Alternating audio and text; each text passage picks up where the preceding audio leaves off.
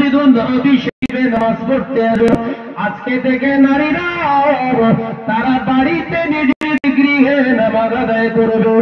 আমি ওমর জানিয়ে দিলাম আজকের পর থেকে মহিলারা মসজিদে নববী শরীফে নামাজ আদায় করতে আসবে না। কারণ আমি ওমর দেখতে পাচ্ছি ফিতনা। আল্লাহ নবীর সাহাবী হযরত ওমর রাদিয়াল্লাহু তাআলা আনহু কেন সেদিনে নারীদেরকে তিনি মসজিদে আসতে নিষেধ করেছিলেন? আল্লাহ নবী সাহাবী কেন নিষেধ করেছিলেন? তার কারণ হলো ফারুক আযম জানতেন এরপরে দিনটা আসছে ভয়াবহ। মানুষের সেই ঈমান আকীদা অন্তরটা আগের মতো আর থাকবে না, পরিবর্তন হয়ে যাবে। শয়তানের ওয়াসওয়াসায়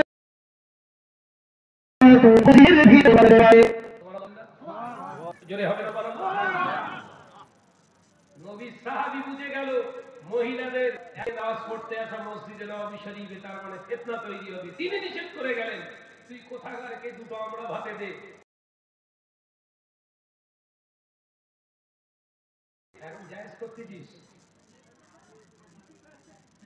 এই কথা বলছে না কেন ভাই? এটা কি ব্যক্তিগত রাগারাগি হচ্ছে না শরিয়াত নিয়ে? জোরে বলেন।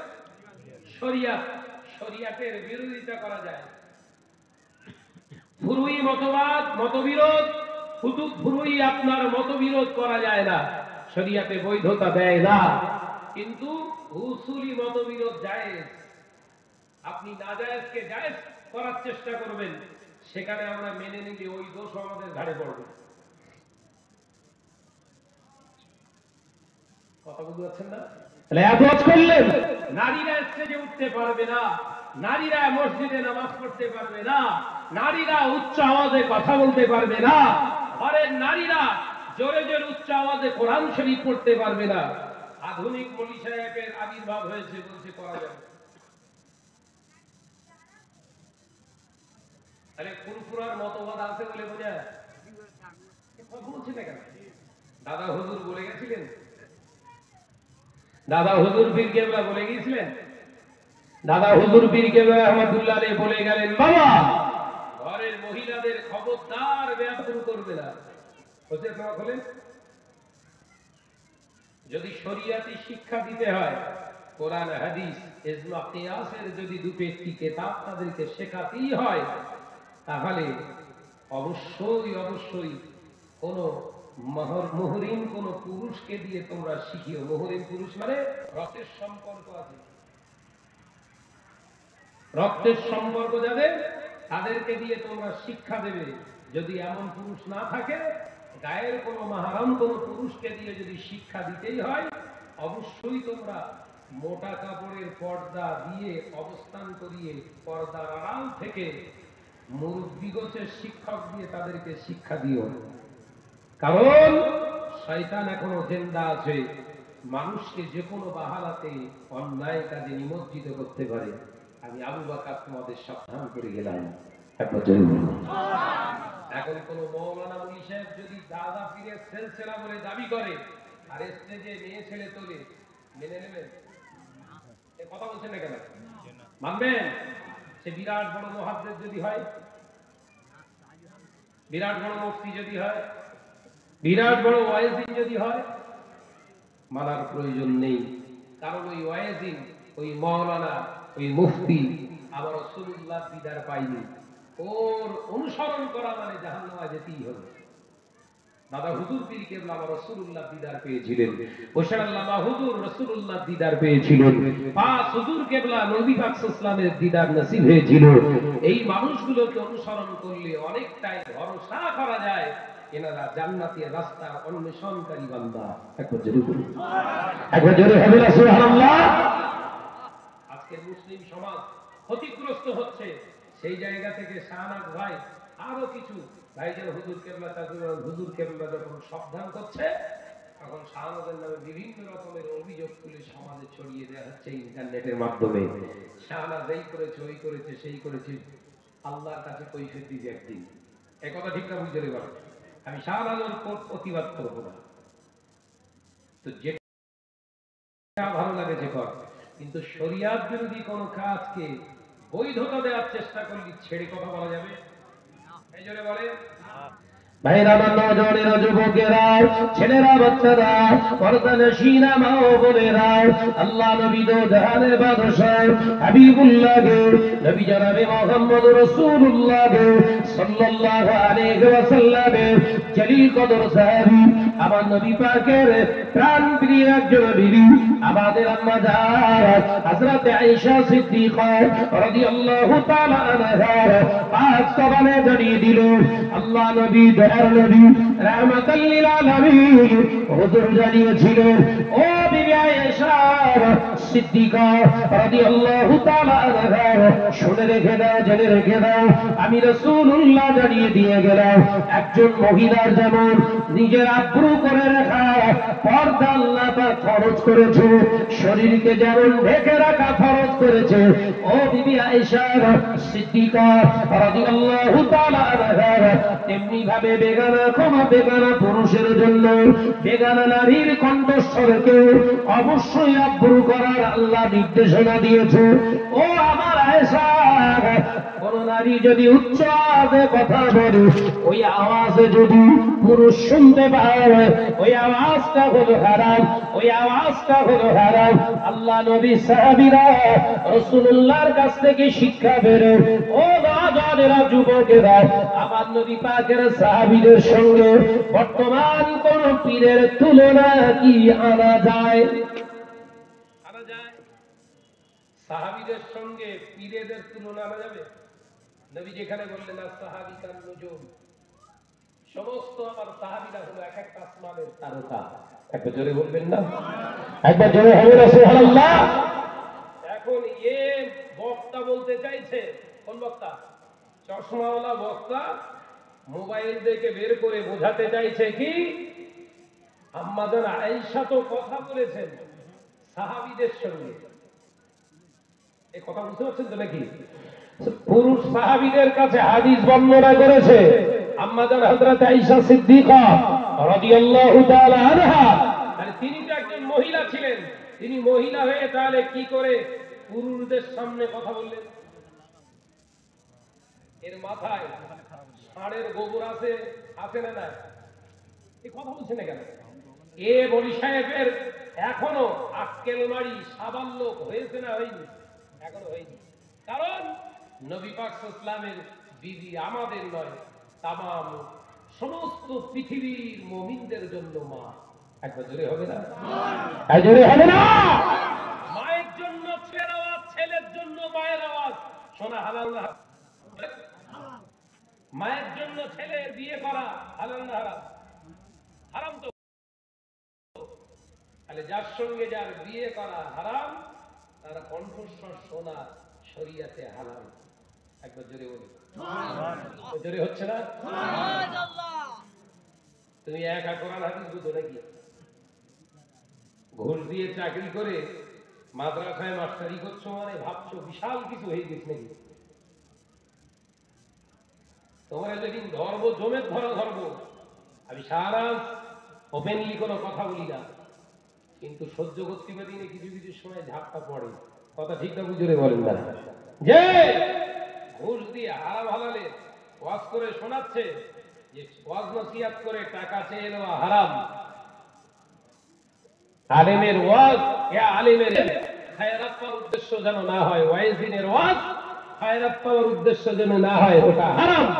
দাদা হুজুর পীর কেবলা যদি ওটা হারাম বলে থাকে, আমি তোকে বলছি বলি সাহেব, ঘুষ দিয়ে চাকরি করাটাও হচ্ছে হারাম, ওই টাকা খাওয়ানো হচ্ছে হারাম।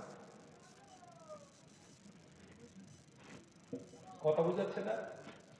ঘুষ দিয়ে যদি চাকরি করতে হয়, তাহলে ওই চাকরিটা নিজের যোগ্যতার উপরে চাকরি পেয়েছে? এ কথা বলছে না কেন? অযোগ্য ব্যক্তিকে চাকরি দেওয়া হয়েছে, তার কারণেই তো ধুলো মাখিয়ে এসেছে, ওটা তো হারাম। এই ফতোয়া দে, তুই একবার ফতোয়া দে আর একদিন ডেট কর, তো সব কাগজপত্র এভিডেন্স আমার কাছে আছে, কার কাছে ঘুষ দিয়েছিলিস, কি আছে সব আছে আমার কাছে। এই কথা ঠিক আছে? পীররা হুজুর হারামখোর বলতে হয়, আল্লাহ করে হাই বলতে আল্লাহ করে হাম হয়। কত বড় হাম করে জানেন? আমি শরিয়াত আমার রহমাতুল্লাহ আলাইহি ওসিয়াতনামা করে জানিয়েছে, আমার আলাওলাদ যদি শরিয়াতের খেলাফ চলে তোমরা তার কাছে যেও না, যাবে না। কিন্তু আমি আবু বকর জানিয়ে দিয়ে গেলাম, তাদের পিছু তোমরা হও না। ওসিয়াতে আছে না না? জোরে বল না দেখো। দাদা হুজুরের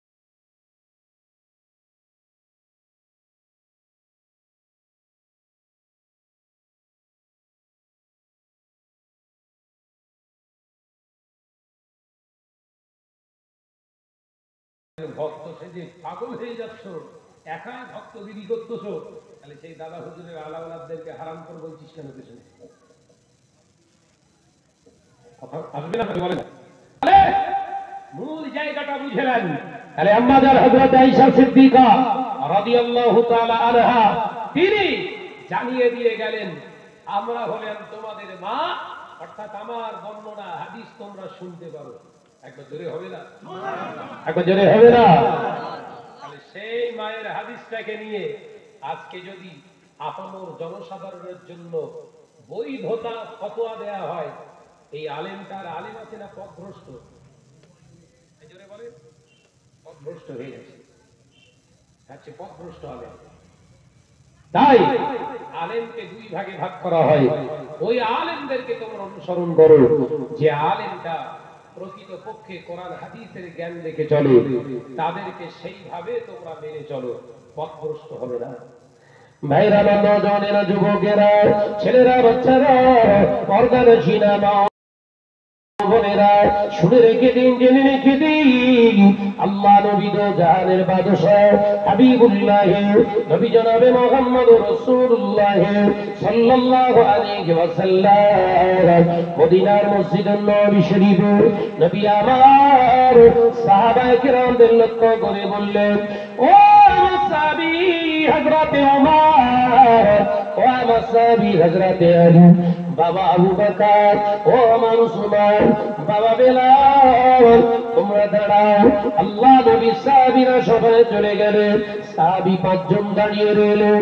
নবী আমার হযরতে ওমরকে বললেন, ও আমার ওমর, আমি নবী দুনিয়া থেকে হয়তো আরো বেশি দিন থাকবো না, আমি নবী হয়তো দুনিয়া থেকে চলে যাব, আমি তোমাদের কাছে একটা আমানত রেখে যাচ্ছি, এই আমানতটা তোমরা তার কাছে পৌঁছে দেবে।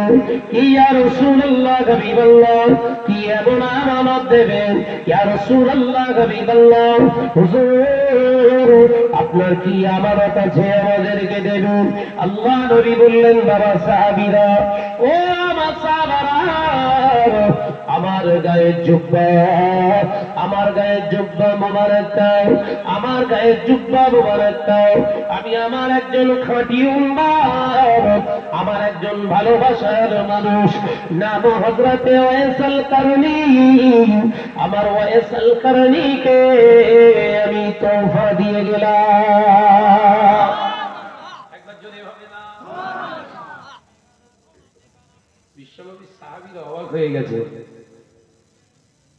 প্রশ্ন আসবে না? আসবে না? আল্লাহ রাসূলের সাহাবীরা প্রশ্ন করলেন, হুজুর এই ওয়াইসুল কারনী লোকটাকে আপনাকে দেখেছে? হুজুর আপনাকে কি সাক্ষাতে কোনোদিন এসেছে আপনার সঙ্গে? নবী বললেন, না, আমাকে দেখেনি, আমার কাছে এসে কলেমাও পড়েনি, কিন্তু আমি রাসূলুল্লাহকে মহব্বতের কোন জায়গা ফাঁক রাখিনি। একটা জোরে বলে, আমি নবী যদি আমার ওয়াইসুল কারনীকে এটা না দিয়ে যায়, আমি রাসূলুল্লাহ তাকে যদি উপহারটা, এই তহফাটা যদি না দিয়ে যায়, হাদিয়াটা, আমি রাসূলুল্লাহকে বুঝ দিতে পারবো না। একটা জোরে বলবেন না সুবহানাল্লাহ? ও নওজওয়ানেরা, আল্লাহ নবী যেদিন কোন সাহাবীরা প্রশ্ন করেছিল, ইয়া রাসূলুল্লাহ, হাবিবাল্লাহ, হুজুর ওই ওয়াইসাল কারণী লোকটাকে বায়োডাটাটা একবার দিয়ে দাও। আল্লাহ নবী সাহাবী হযরতে ওমর বললেন, ইয়া রাসূলুল্লাহ, হাবিবাল্লাহ, ওয়াইসাল কারণী সম্পর্কে আমাদেরকে একটু ধারণা দেন। আল্লাহ নবী বলেছিলেন, বাবা সাহাবীরা, আমার ওয়াইসাল কারণী হলো তিনি একা, তার মায়ের সন্তান, তার আম্মা জান হায়াতে আছে, চোখ তিনি দেখতে পান না, তিনি বৃদ্ধা মাকে নিয়ে থাকেন একটা পাহাড়ি উপত্যকায়। বাবা সাহাবীরা, আমার ওয়াইসাল কারণী, আমি নবীকে বড় মহব্বত করি, আমি নবীকে বড় ভালোবাসি। ও আমার সাহাবীরা, আমার ওয়াইসাল কারণী উপগোত্রের মানুষ, তুমি যাবে, তোমরা যদি তার সঙ্গে সাক্ষাৎ পেয়ে যাও, আমি রাসূলুল্লাহর জুব্বা মোবারকটা আমার ওয়াইসাল কারণীকে তোহফা দিয়ে গেলাম। শুধু তাই নয়, আমার ওয়াইসাল কারণীকে হাত দুখানা ধরে ওমর, পারলে তুমি একটু মাগফিরাতের দোয়া চাও, আমার উম্মতদের জন্য একটু দোয়া চাও, আর আমি রাসূলুল্লাহর সালাম দিও, আবার কথা বলো, আমার গুনাহগার উম্মতদের জন্য যেন একটু দোয়া চাও। কারণ আমার ওয়াইসাল কারণী যদি দোয়া চায়, আল্লাহ পাক ওয়াইসাল কারণীর দোয়াকে ফেরাতে পারেন না। একবার জোরে হবে না? চিন্তা করেন, রাসূল হায়াতে আছে, সেই রাসূলের কাছে একবার আসুন। নবী হায়াতে আছে, অথচ সেই নবীর দরবারে কোনোদিন আসেনি। নবী দেখা তো দূরের কথা, মদিনায় দেখার আশা কার কার ভিতরে আছে? হাত তোলেন তো দেখি। মদিনা যাওয়ার আশা কার কার ভিতরে আছে? হাত তোলেন। আপনার ভিতরে নেই? তাকবীর দেন, নারে তাকবীর। আপনি এ পর্যন্ত 3 বার গিয়েছি, আল্লাহ নিয়ে গেছেন, আমার মন সবসময় ওখানে পড়ে আছে। যেতে পারলে ভালো হয়, যেতে পারলে ভালো হয়। নবীকে নয়, রাসূলের মাজার মুকাদ্দাস জিয়ারত করে সব সময় গিয়ে পড়ে থাকতে পারলে ভালো হয়। এবছর আবার যাব নিয়ত করেছি রমজানে। তাহলে আমাদের অবস্থা যদি এই হয়, সেই নবী হায়াতে আছে, দেখার জন্য মন ছটফট করবে না? করবে? এই কথা বলেন না, ছটফট করবে না? করবে না? কিন্তু রাসূলুল্লাহর দরবারে এলেন না, অথচ বিশ্ব নবী সেই উম্মতের জন্য নিজের গায়ের পরনের জুব্বা দিয়ে দিচ্ছেন। একটা জোরে হবে না? এই জোরে হবে না? সুবহানাল্লাহ। আবিদের মনে প্রশ্ন আসবে না, হুজুর আপনি হায়াতে আছেন, অথচ ব্যক্তিটা এলো না, আপনি অথচ গায়ে জুব্বা দিচ্ছেন, ইয়া রাসূলুল্লাহ, হাবিবাল্লাহ, কারণটা কি? আল্লাহ নবীর দরবারে বাদশাহ হাবিবুল্লাহ নবী জনাবে মুহাম্মদুর রাসূলুল্লাহ সাল্লাল্লাহু আলাইহি ওয়াসাল্লাম নবী আমার আজ জবানে জানিয়ে দিলেন, ও আমার সাহাবীরা, আমার ওয়াইসাল কারণী, আমার ওয়াইসাল কারণী আমি রাসূলুল্লাহকে কেমন ভালোবেসেছে আমি নবী মুখে বলতে পারবো না। আল্লাহ যদি তোমাদের সাক্ষাৎ করাও, ও আমার ওমর, তাকে জিজ্ঞাসা করো। তবে আমি নবী যতটা জানি, আমার জীবনের প্রতিটা সুন্নাত তার জীবনে বাস্তবায়িত করেছে। একটা জোরে হবে না?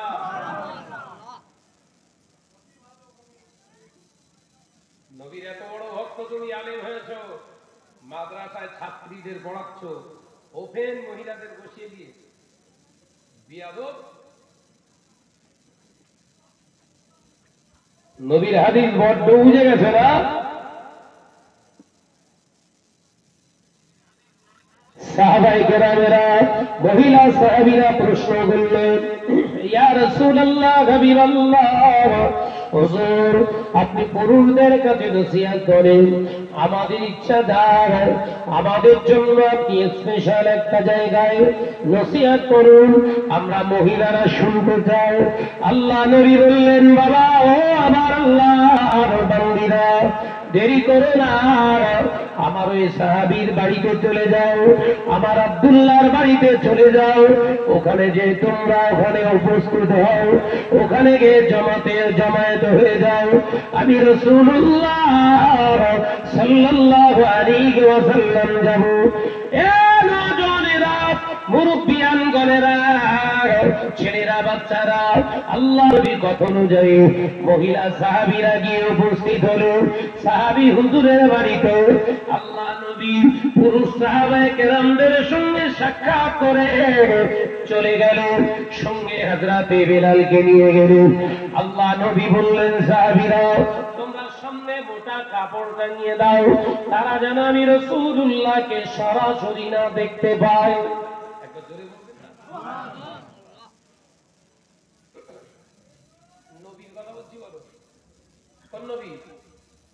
যে নবী জবানে গোনা নেই, চক্ষু মোবারকে গোনা নেই, হাত মোবারকে গোনা নেই, অন্তর মোবারকে গোনা নেই, পা মোবারকে গোনা নেই, গোটা বডিটাই হলো পাপ। সুবহানাল্লাহ বলে, ওই জন্য হলো না? সেই নবী, বিশ্ব নবী সরকারে দু আলম মহিলাদের কাছে ওয়াজ করতে গেলেন, বলেন বলেন সামনে কি পর্দা, আরে মলি সাহেব খাচ্ছে জর্দা ওপেন।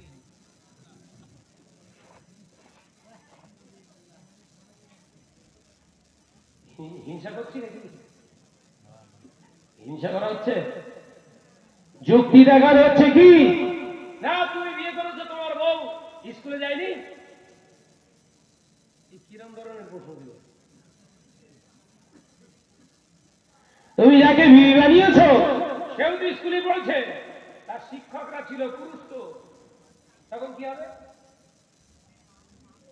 তো ওই জন্য মুখ ফসকে বলেও ফেলেছিল মক্করের বেটা। কি বলেছিল? মক্করের বেটা। বললেন কথা এরকম হবে কেন? হ্যাঁ, যে তোর জ্ঞান থাকার দরকার। আমি যখন বিয়ে করেছি, আমার বিয়ে করার পরে আমার দায়িত্ব হবে। কথা বলছেন না কেন? আমি বিয়ে করেছি মানে ও এখন আমার অধীনস্থ, আমার কাছে থাকবে। আমার কাছে থাকার পরে যদি এরকম কাজ করে তখন কৈফিয়ত দেবো আমি। এই আলোচনা বুঝতেছেন তো নাকি? কিন্তু বাপের বাড়ি ছিল, কৈফিয়ত দেবে কে? বাপ। ওর বাপ দেবে, ওর বড় ভাই দেবে। কথা বলছেন না কেন? তাহলে এই জ্ঞান ওনার হয়নি। এই হাদিস দেখে দেখে যদি আজকে আপনাদের ওয়াজ করে যায়, আর তাতে যদি সুবহানাল্লাহ মেরে যান, খবর ভালো না খারাপ? খবর ভালো না খারাপ?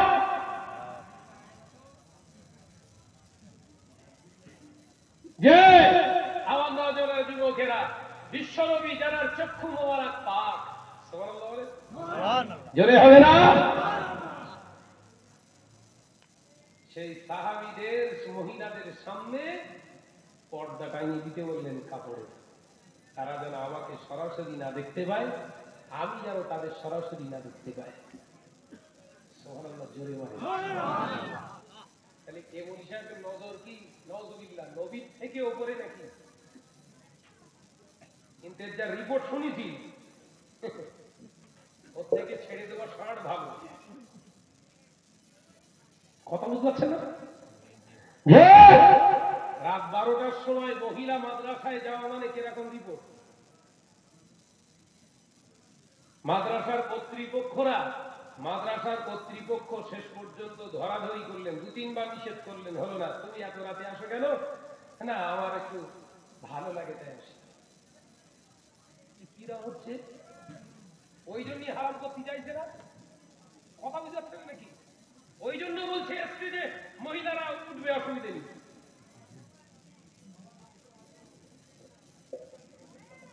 তুমি একা বলতে পারো? ভাইরা, নজনেরা, যুবকেরা, ছেলেরা, বাচ্চারা, পর্দানশীনা মা ও বোনেরা, আল্লাহ নবী দয়ার নবী রাহমাতুল লিল আলামিন সাহাবায়ে কেরামদেরকে বললেন, মহিলাদের আলাদা করে দাও। পর্দার আড়াল থেকে খুতবা দিলেন, নসিহত করলেন। ও নজনেরা, যুবকেরা, ছেলেরা, বাচ্চারা, আল্লাহ নবী শিখিয়েছেন নারীদের শুধু কণ্ঠটা পর্দা নয়, নারীদের চোখের পর্দা আছে। একজন পুরুষের চোখের পর্দা আছে। ও নজনেরা, আল্লাহ নবীর অসংখ্য হাদিস রয়েছে।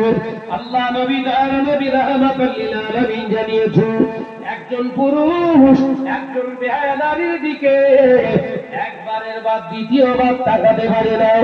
একবার তাকাবে, দ্বিতীয়বার তাকানোটা আল্লাহর নবীর হাদিস অনুযায়ী ওটা শয়তানের তাকানো। ও নজনেরা, মুরব্বিয়ার ঘরেরা, একবার দয়া করে আমায় বোঝান।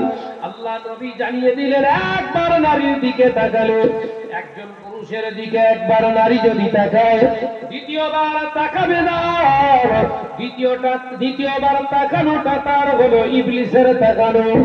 এখান থেকেও তো ক্লিয়ার হওয়া গেল, নারীদের ওপেনলি বসিয়ে কথাবার্তা কোনো মতে জায়েজ নয়। কথা বলছে না কেন? এবার যদি বলেন না ভাইজান আমি করি, ওটা আপনার পার্সোনাল ব্যাপার, কিন্তু সবার সমাজকে যখন আপনি উদ্বুদ্ধ করবেন, আকৃষ্ট করবেন, না যাবে যাবে, অবাধে হারামটা কি হবে? বলেন, প্রতিষ্ঠিত হবে তো। তাহলে শরীয়তের জবাই করা হয়েছে না হয়নি? আমার প্রতিবাদ কোথায় বুঝতে পারছেন তো নাকি? আমি কেন বলছি বুঝতে পারছেন তো?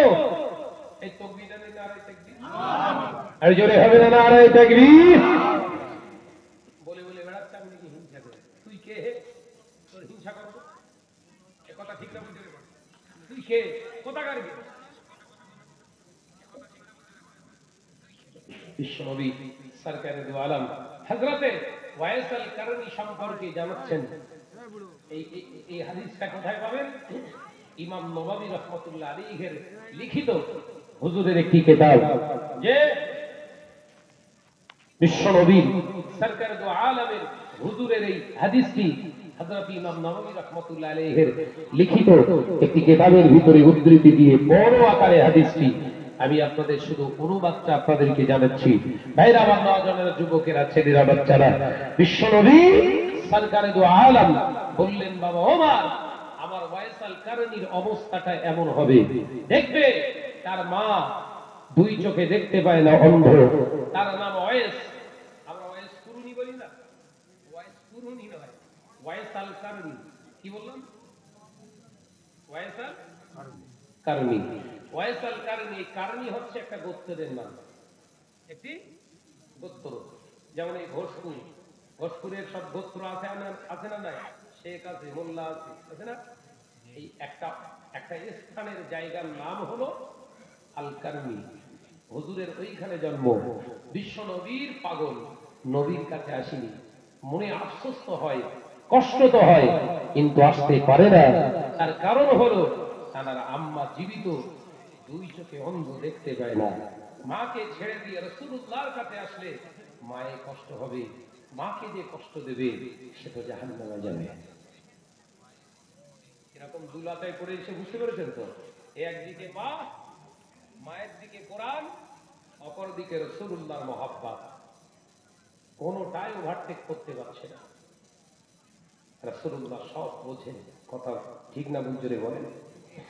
আল্লাহ নবী দো জাহানের বাদশাহ হাবিবুল্লাহ গে, নবী জনাবে মুহাম্মদুর রাসূলুল্লাহ গে সাল্লাল্লাহু আলাইহি ওয়াসাল্লাম সাহাবায়ে কেরামদের দিয়ে গেলেন। ও নওজওয়ানেরা, মুরব্বিয়ান ধরেরা, আল্লাহ নবী দার নবী রাহমাতাল লিল আলামিন হুজুর আমার দেখতে পাওয়া যায়, দার নবী রাহমাতাল লিল আলামিন হুজুর আমার দেখতে পাওয়া যায় সাহাবায়ে কেরামদেরকে জুব্বা দিয়ে গেলেন, দায়িত্ব দিলেন, আমার ওয়াইস আল কারনীর সঙ্গে যদি সাক্ষাৎ হয় আমার দেওয়া হাদিয়াটা তাকে দিও, আর বলে দিও তেমন কিছু দিতে পারলাম না, আর আমি নবীর সালামটা তাকে দিয়ে দিও। আমার হাত দুটো ধরে আমার উম্মতের মাগফিরাতের দোয়া চাইতে বলো, কারণ তার দোয়া আমার পারেন না। একবার জোরে হবে না? দোয়া কবুল হয় কোন ইবাদত করলে? এটা একটু বুঝলেন? দোয়া কবুল হয় আল্লাহর কাছে চাইলে আল্লাহ কবুল করেন কার দোয়া? শুধু 5 ওয়াক্ত নামাজ পড়ছেন, রোজা করছেন, হজ করেছেন, যাকাত দিচ্ছেন, দোয়া করলেই কবুল না। না, হালাল খানেওয়ালা, হালাল দেনেওয়ালা, পিনানেওয়ালা, পিনেওয়ালা, এই হালাল রুজি ভক্ষণকারীর দোয়া আল্লাহ কবুল করে। একবার জোরে বলুন। এই জন্য হলো সুবহানাল্লাহ। তার একটি জলজন্ত উদাহরণ ফিলিস্তিন। তার একটি জলজন্ত উদাহরণ কি? ফিলিস্তিন। 40,000 সৈন্য 4.5 লক্ষ সৈন্যের বিরুদ্ধে জিহাদ করেছে একটানা 15.5 মাস। কত মাস? 15.5 মাস। আপামর জনসাধারণকে 50,000 মানুষকে নির্বিচারে বোমা মেরে শেষ করেছে ইসরায়েল অবৈধ সুলতানেরা। কিন্তু জয়ের পতাকা আল্লাহ সে হালাল খদ্দেরই হাতে তুলে দিয়েছে। একচুয়ালি বলে এখন যদি হবে না, এটা হচ্ছে ইসলাম। আপনি নামাজ পড়ছেন, রোজা করছেন, হজ করছেন, যাকাত দিচ্ছেন, আর ভেতর থেকে হারামের সঙ্গে যথাযথ সম্পর্ক রেখে চলছেন, আপনি নিজেকে ধোঁকা দিচ্ছেন। নিজেকে, জোরে জোরে বলেন, নিজেকে ধোঁকা দিচ্ছেন, কাউকে নয়।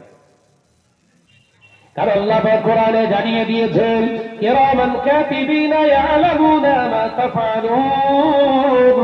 আমি আল্লাহ পাক জানিয়ে দিলাম, ও বান্দারা, আমি আল্লাহ পাক তোদেরকে জানিয়ে দিলাম, তোরা কোথায় যাস, কি খাস, কোন জায়গায় কি করিস, রাতের অন্ধকারে না দিনের আলোতে, পাহাড়ের গুহায় না হোস্টেলে হোটেলে, আমি আল্লাহ পাক আমি যেমন দেখতে পাই, আমার ফেরেশতা তোদের কাছে রেখে দিয়েছি। ওই ফেরেশতাদের নাম হলো কিরামান কাতিবিনা ইয়ালামুনা মা তাফআলুন। ও আমার বান্দারা, আমি আল্লাহ পাক জানিয়ে দিলাম, তোদের সমস্ত কৃত কর্মগুলোকে লিখে রাখার জন্য, লিপিবদ্ধ করার জন্য আমি আল্লাহ ফেরেশতা রেখে দিয়েছি।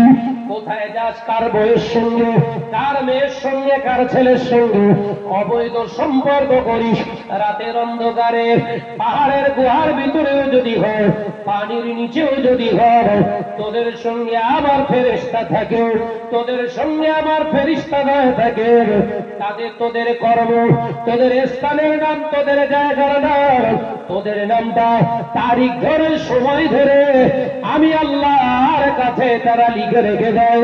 শুধু তাই নয়, দুনিয়ার জমিনে তোদের কীর্তিকলাপ গুলো, তোদের কথাগুলো যদি দুনিয়ার মানুষের তৈরি করা ক্যামেরা ভিডিও রেকর্ডিং যদি করা সম্ভব হয়, ও আমার বান্দা শুনে রেখে দে, জেনে রেখে দে, একজন ফেরেশতা লেখার দায়িত্বে থাকে, আর আমি আর একজনকে রেখে দিয়েছি, সেগুলো সে নোটেট করে, অর্থাৎ রেকর্ডিং, ভিডিও রেকর্ডিং সহ আমি আল্লাহর কাছে মওজুদ আছে। একবার জোরে হবে না? আরে ফাঁকি দেওয়া, চিনিকভাজি করা, জোচ্চুরি করা, চুরি করা, যারা এগুলো আমরা করছি, নিজেকে নিজে ধোঁকা দিচ্ছি না? রে, কথা বলছেন না কেন? সবাই ভাবছে কেউ দেখতে পাইনি। এই যে কেউ দেখতে পায়নি, এইটাই হচ্ছে আপনি যে ইমানদার নন তার প্রথম প্রুফ। কথা বলতে পারবেন না? আপনি যে প্রকৃত ইমানদার নন, এটা হলো তার প্রথম প্রুফ। হচ্ছে কি? কেউ দেখতে পায়নি। আল্লাহ পাক কোরআনে জানিয়ে দিলেন, আল্লাহু লা ইলাহা ইল্লা হুয়াল হাইয়ুল কাইয়্যুম। আমি আল্লাহ আগে যেমন ছিলাম, এখনো তেমন আছি, আগামীতেও তেমন থাকবো। লা তাখুযুহু সিনাতু ওয়ালা নাওম। ও দুনিয়ার বান্দারা, আমি আল্লাহ আমার ঘুমের বিশ্রামের প্রয়োজন হয় না। লা তাখুযুহু সিনাতু ওয়ালা নাওম। আমি আল্লাহ আমার ঘুম স্পর্শ করে না, আমার ঘুমের প্রয়োজন হয় না। ও বান্দা, রাতের অন্ধকারে না দিনের আলোতে কি করিস না করিস, আমি আল্লাহ তো সেটাও দেখতে পাই। একবার জোরে হবে না? ফাঁকি দেওয়ার জায়গা আছে? আল্লাহ নিজে দেখছে, পাশাপাশি ফেরেশতাদের দ্বারা নোট করছে। যাবেন কোথায় ভাই? কথা বলছেন না কেন? না না, আমরা প্রকাশ্য করিনি তো, মোবাইলে মেসেজ দিচ্ছি তো। কথা বলতে দেখ, আগুন লেগেছে বোধ হয় দেখি। হ্যাঁ, কমিটির ছেলেরা যা, ভেতরে যা, দেখ ওই দিকে দেখ, দেখ সর্বনাশ হচ্ছে বোধ হয়। দরুদ শরীফ পড়ি। আল্লাহুম্মা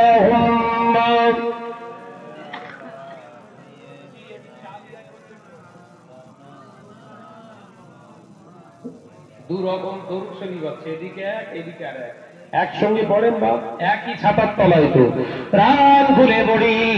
আল্লাহুম্মা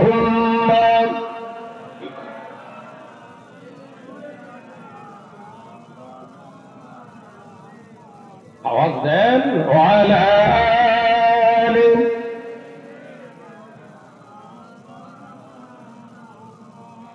আল্লাহ আল্লাহ আল্লাহ আল্লাহ আল্লাহ আল্লাহ সুবহানাল্লাহ আল্লাহ আল্লাহ আল্লাহ আল্লাহ আল্লাহ আল্লাহ সুবহানাল্লাহ। ইয়া রহমানু ইয়া রহিমু ইয়া মালিকু ইয়া কুদ্দুস আল্লাহ আল্লাহ আল্লাহ আল্লাহ আল্লাহ আল্লাহ সুবহানাল্লাহ।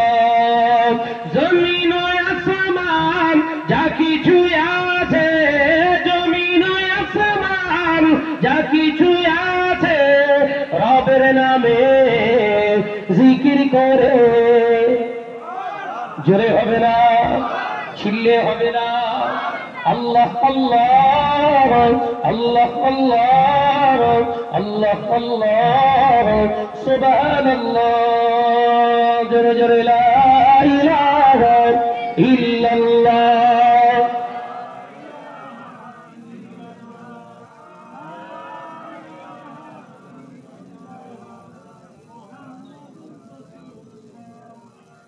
রাতের আকাশে তারকারা ভাসে, রাতের আকাশে তারকারা ভাসে, রবের নামে তসবিহ পড়ে।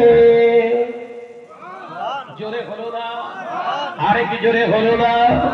আল্লাহ আল্লাহ আল্লাহ আল্লাহ আল্লাহ আল্লাহ সুবহানাল্লাহ। পাহাড়ের ঝরনা ঝরে ঝরে যায়, পাহাড়ের ঝরনা ঝরে ঝরে যায়, রবের নামে জিকির করে। জোরে হবে না, নারায়ে তাকবীর নারায়ে তাকবীর। আল্লাহ আল্লাহ আল্লাহ আল্লাহ আল্লাহ আল্লাহ সুবহানাল্লাহ। জোরে জোরে লা ইলাহা ইল্লাল্লাহ লা ইলাহা ইল্লাল্লাহ। ভোরের ওই পাখি কুহু কুহু ডাকি, ভোরের ওই পাখি কুহু কুহু ডাকি, তোমার নামে তসবিহ পড়ে। আল্লাহ আল্লাহ আল্লাহ আল্লাহ আল্লাহ আল্লাহ সুবহানাল্লাহ। জোরে বলবেন না, নারায়ে তাকবীর নারায়ে তাকবীর। আল্লাহ আল্লাহ আল্লাহ আল্লাহ আল্লাহ আল্লাহ সুবহানাল্লাহ। জোরে জোরে লা ইলাহা ইল্লাল্লাহ।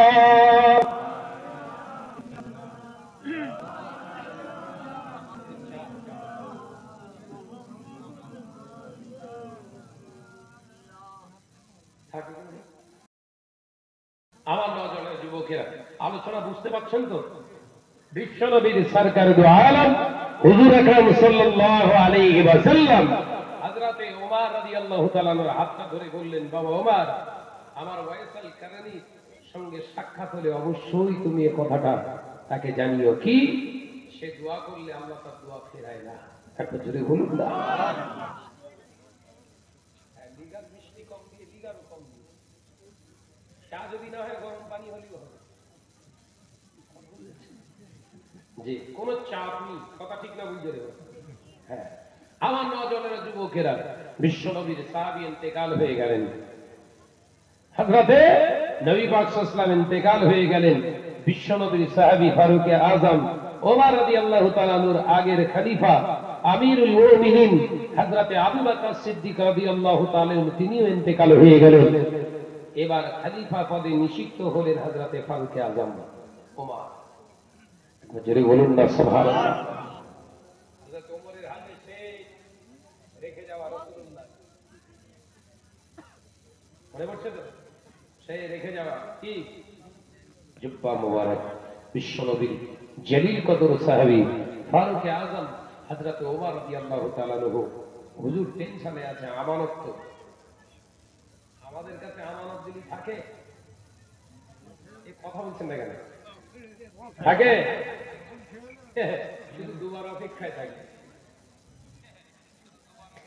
আল্লাহ নবী দো জাহানের বাদশা হাবিবুল্লাহ কে, নবী জনাবে মুহাম্মদুর রাসূলুল্লাহ কে সাল্লাল্লাহু আলাইহি ওয়াসাল্লাম পাক জবানে জানিয়ে দিলেন, আয়াতুন নিফাকুস সালাসা, মুনাফিক যারা হয় তাদের ভিতরে তিনটি আলামত দেখা যায়। এক নম্বরে আল্লাহ নবী জানিয়েছেন, ইজা হাদ্দাসা কাযিবা, তারা যখন কথা বলবে কথার ভিতরে মিথ্যা চালাবে।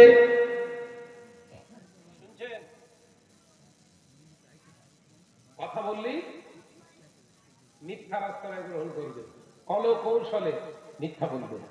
আল্লাহ নবী দারে নবী রাহমাতাল লিল আলামিন হুজুর আমার পাক জবানে জানিয়ে দিলেন, ও আমার সাহাবীরা শুনে রেখে দাও, জেনে রেখে দাও, আমি নবী তোমাদের জানিয়ে দিলাম, শুধু মিথ্যা কথা বলবে না, মুনাফিক যারা হবে আমি রাসূলুল্লাহ সাল্লাল্লাহু আলাইহি ওয়াসাল্লাম পাক জবানে তোমাদের জানিয়ে দিলাম, শুধু মিথ্যা কথা বলবে না, মিথ্যা কথা বলার সাথে সাথে তাদের জীবনে আমানতের খেয়ানত করবে।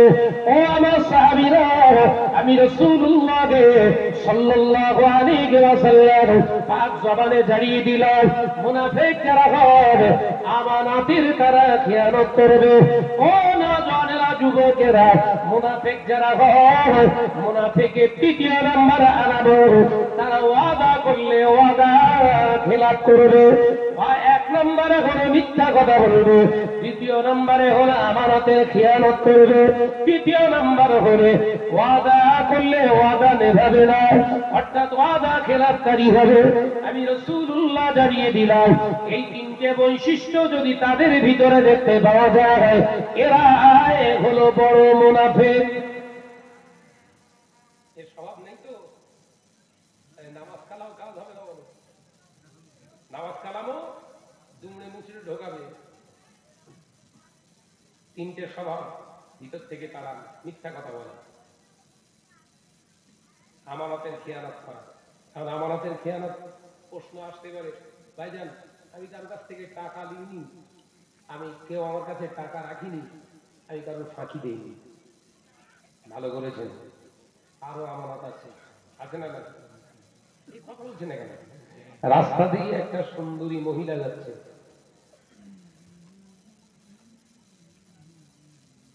কি যাচ্ছে? রাস্তা দিয়ে একটা সুন্দরী মহিলা যাচ্ছে, ওই মহিলার দিকে তাকিয়েছেন খারাপ নজরে, ওটাও হলো আমানতের খেয়ানত। কথা বুঝাতে পারলাম না? আচ্ছা ছেড়ে দেন। কারোর বাড়িতে গেছেন, বন্ধু বান্ধবের বাড়িতে গেছেন, তার বউটার একটুখানি দেখতেই ভালো, একবারের বা দুবার তাকিয়েছেন, এটাও আমানতের খেয়ানত। আলোচনা বুঝতে পারছেন তো নাকি? হ্যাঁ না বলেন না? তৃতীয় নাম্বার গুনছেন তো নাকি? গুনছেন তো? তৃতীয় নাম্বার বিশ্বাস করে আপনাকে একজন একটা কথা বলেছে, যে কোনো একটা কথা বলার পরে বললেন, ভাই আপনি যেন কাউকে বলবেন না, আপনি দিব্য ঘোষপুরির মোড়ে না গিয়ে চায়ের দোকানে ঠ্যাং নাড়াতি দিব্য ঝেড়ে দিলেন। এগুলো করেন না? করেন না? কথা বলছেন না? হয় না? হয় না? এটাও আমানতের খেয়ানত। আর দূরে একটা বলবো, স্বামী স্ত্রীকে রেখে কাজে চলে গেছে। মা বোনেরা শোনেন, স্ত্রীকে বাড়িতে রেখে স্বামী কাজে চলে গেছে, সেই সরলতার সুযোগ নিয়ে স্ত্রী অন্যর সঙ্গে পরকীয়ায় লিপ্ত হয়েছে, এটাও আমানতের খেয়ানত।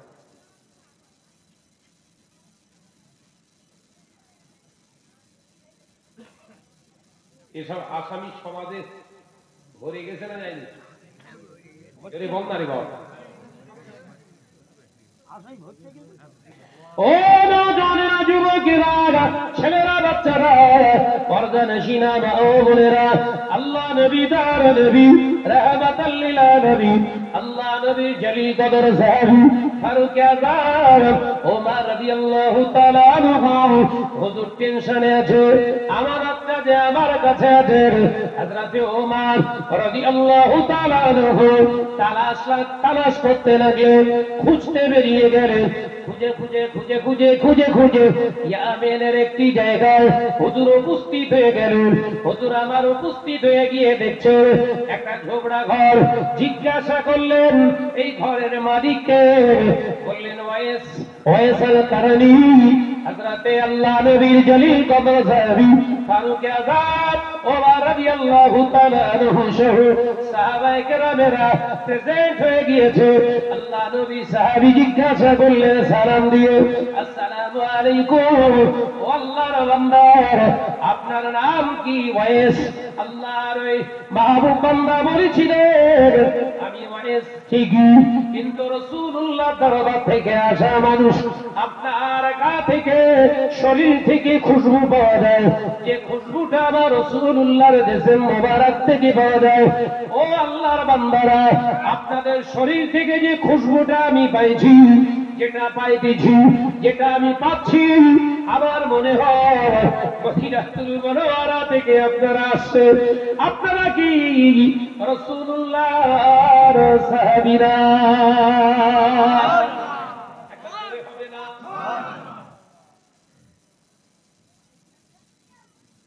শরীর থেকে খুশবু বেরোতো, আমাদের গাছ ধারে যাওয়ার মতো আছে? কথা বলছেন না কেন? ভালো আতরেও কাজ হচ্ছে না, মুখের এত তোর দুর্গন্ধ, সব নিজস্ব মাইকার বললে ঘুরতে যাচ্ছে। কথা বুঝতে পারছেন না? মুখের দুর্গন্ধ হওয়াটা, মুখ দুর্গন্ধ হওয়াটা, এর জন্য দায়ী কি আল্লাহ দেবেন? কথা বলছেন না কেন? এর জন্য দায়ী তো আমরা। প্রতিদিন যদি 5 ওয়াক্ত নামাজের সময় মেসওয়াক চালাতেন, দুর্গন্ধ আসতো? কথা বলেন, কবে দাঁত মেজেছিল মনে নেই। এরকম আসামি আছে না?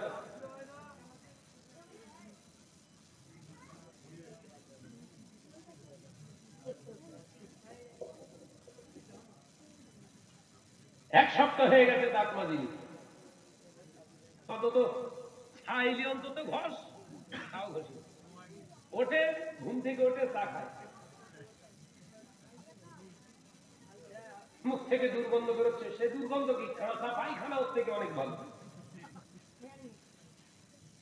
কতটা ঠিক না ভুল জড়িয়ে বলবো? অনেকে আবার বলে, ভাইজান আপনি নিজস্ব মাইকার ফোনলে ঘোরেন কেন? জ্বালায়। কিছু বলল? জ্বালায়। নিজের মাইকার ফোনের পরেও এর উপরে অন্য দেয়।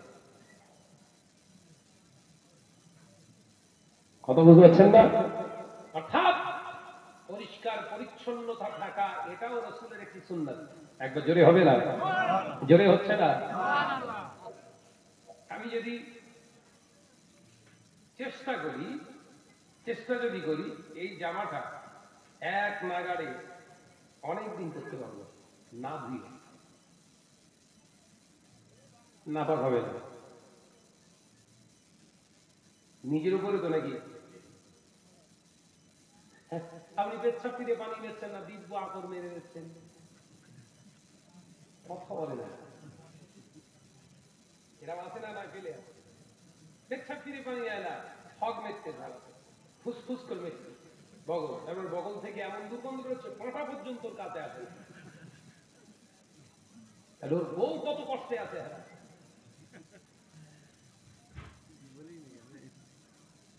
এই অসুবিধা হচ্ছে না।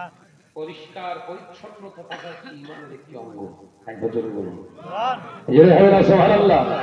ভাইরা, আমার নওজওয়ানেরা, যুবকেরা, হযরত ওমর রাদিয়াল্লাহু তাআলা আনহু বললেন, আমরা রাসূলুল্লাহ দরবার থেকে আসি, আপনি কি করে জানলেন? হযরত আয়েশা কারণী রাহমাতুল্লাহ আলাইহি রাদিয়াল্লাহু তাআলা আনহু বলা যায়, আল্লাহ নবীর দার নবীর পাগল হযরত আয়েশা কারণী বললেন, ও নবী পাকের সাহাবীরা, আমি জানি রাসূলুল্লাহ দরবারে আমি না যেতে পারি, আল্লাহ নবীর দরবারে আমি না যেতে পারি, আল্লাহ নবীর হাতে হাত দিয়ে কলেমা না পড়তে পারি, আল্লাহ নবীর সোহবতে আমি না থাকতে পারি, কিন্তু আল্লাহর অশেষ কৃপা, আল্লাহর অশেষ মেহেরবান, আল্লাহর অশেষ দয়া, আমি আমার নবীর গায়ের খুশবুটা বলতে পেরে যাই। একবার জোরে হবে না সুবহানাল্লাহ। আল্লাহ নবী সাহাবীরা অবাক হয়ে গেলেন, আপনার কি মা হায়াতে আছে?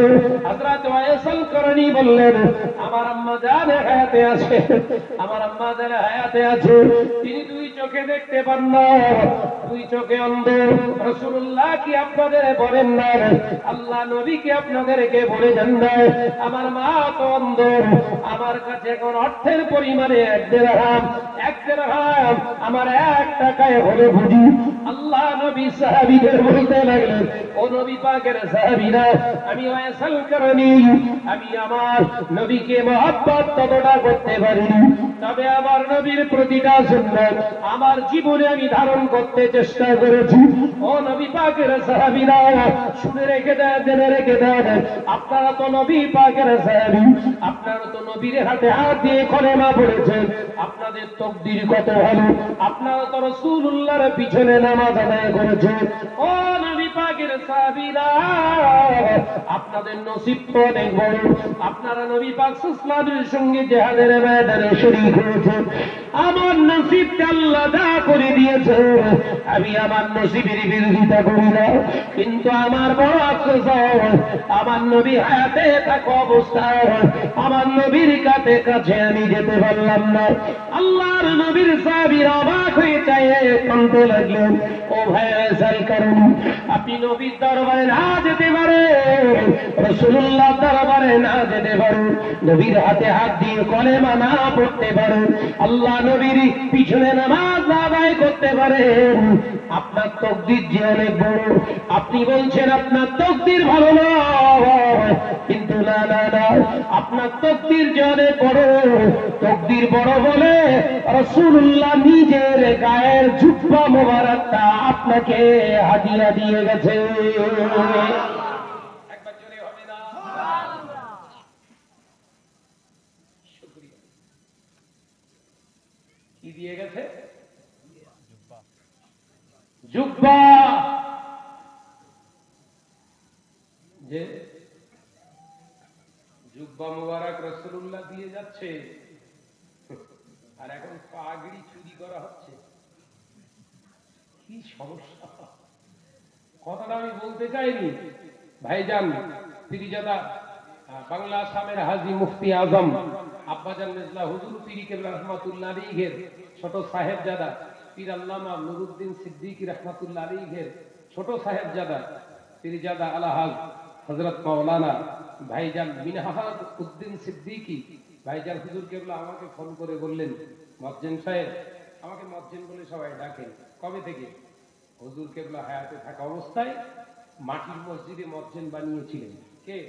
মির্জা হুজুর পীর কেবলা রাহমাতুল্লাহ আলাইহি। সেই থেকে আজও দরবারের ভাইজান হুজুর কেবলারা সকলে আমাকে কি বলে ডাকে? মুয়াজ্জিন সাহেব বলে ডাকে।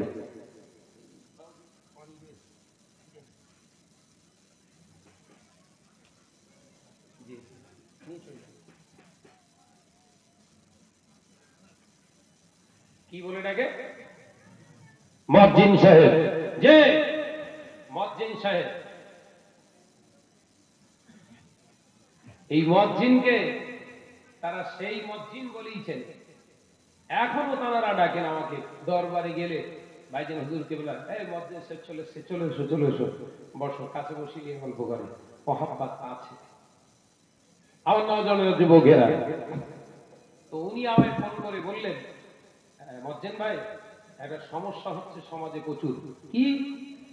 আমার শ্বশুর আব্বা, তার মানে পীর আল্লামা শাহ সুফি আবু ইব্রাহিম সিদ্দিকী রাহমাতুল্লাহি আলাইহি, বড় হুজুর পীর কেবলা মেজো সাহেবজাদা, ওনার মাথার পাগড়ি, মানে উনি বলছেন, উনি হচ্ছে ছোট জামাতা তো ওনার, উনি বলছেন আমার শ্বশুর আব্বা কাউকে পাগড়ি দিয়ে যায়নি। প্রচার হচ্ছে কোন মলি সাহেবের নাকি পাগড়ি দিয়েছে, প্রচার হচ্ছে। তা আপনি স্টেজে যেহেতু আজকে যাচ্ছেন, বলবেন আমার নাম করে যে পাগড়িটা দেয়া হয়নি, বরঞ্চ চুরি করা হয়েছে। এবার কি করবেন আপনি? কথাটা আমার কথা বলছেন না। আমি ভেরিফাই করলাম আরো দুজনকে, দরবারের মানুষকে, তারা বলল না, ভাইজান যেটা বলেছে ওটা ঠিক, চারজন দিয়ে যায়নি। আমি বলেছি, হ্যাঁ ভাই, আমি তো নাম মেনশন করে বলিনি, বলেছি যে অমুক ব্যক্তি অমুক পুলিশ সাহেব পাগড়ি চুরি করেছে, এরকম বলেছি? আমি শুধু বললুম যে পাগড়িটা নিয়ে বীরত্ব ফলানো হচ্ছে, ওই পাগড়িটা আসলেই চুরি করা, হুজুর কেবলা দিয়ে যায়নি। তোলপাড় হয়ে যাচ্ছে, শাহনাজ আমাকে চোর বলেছে। সেই মন্দিরের কলা চুরি করার ব্যাপার হয়ে গেছে না এটা? কথা বলছেন না কেন? কিরকম হয়ে গেছে বলেন? মন্দিরে খেয়ে আমি কলা চুরি করি। আরে ভাই, তোর নাম বলিনি, তুই গায়ে পেতে দিচ্ছিস কেন? আমি তোকে চোর বলেছি? আপনারা দেখেছেন ভাইরাল, কোন এক ভাইজান আমাকে নাম ধরে জেনা করে বলেছ না, আমি গায়ে কিন্তু কেটে লেগে, কারণ আমি ও কাজের কাজী না। তুই আমার যতই বলিস আমি কিচ্ছু বলবো না। প্রতিবাদ করতে দেখেছেন? কথা বলছেন না কেন? কিছু বলেছি? কিচ্ছু বলি, যা ইচ্ছা বলেন, কিচ্ছু নেই। আর করিনি বলেন, কৈফিয়ত দেবেন আপনি। কথা বলছেন ঠিক না? বুঝতে বলে আমার নওজোয়ান যুবকেরা, তাহলে আপনি যদি চুরি না করেন, আপনি কেন আবার স্টেজে বলতে যাবেন? কথা ঠিক না? বুঝতে বলেন আমার নওজোয়ান যুবকেরা।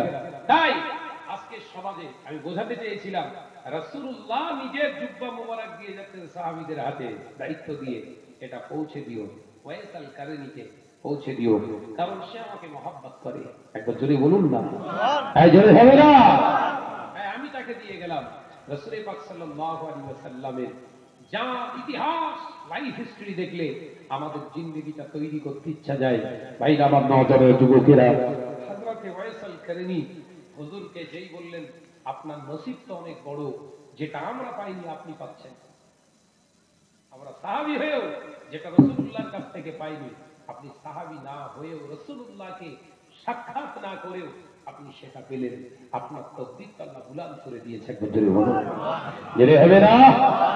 আল্লাহ নবী, দয়ার নবী, রাহমাতাল লিল আলামিন আপনার জুব্বা মোবারক দিয়ে গিয়েছে।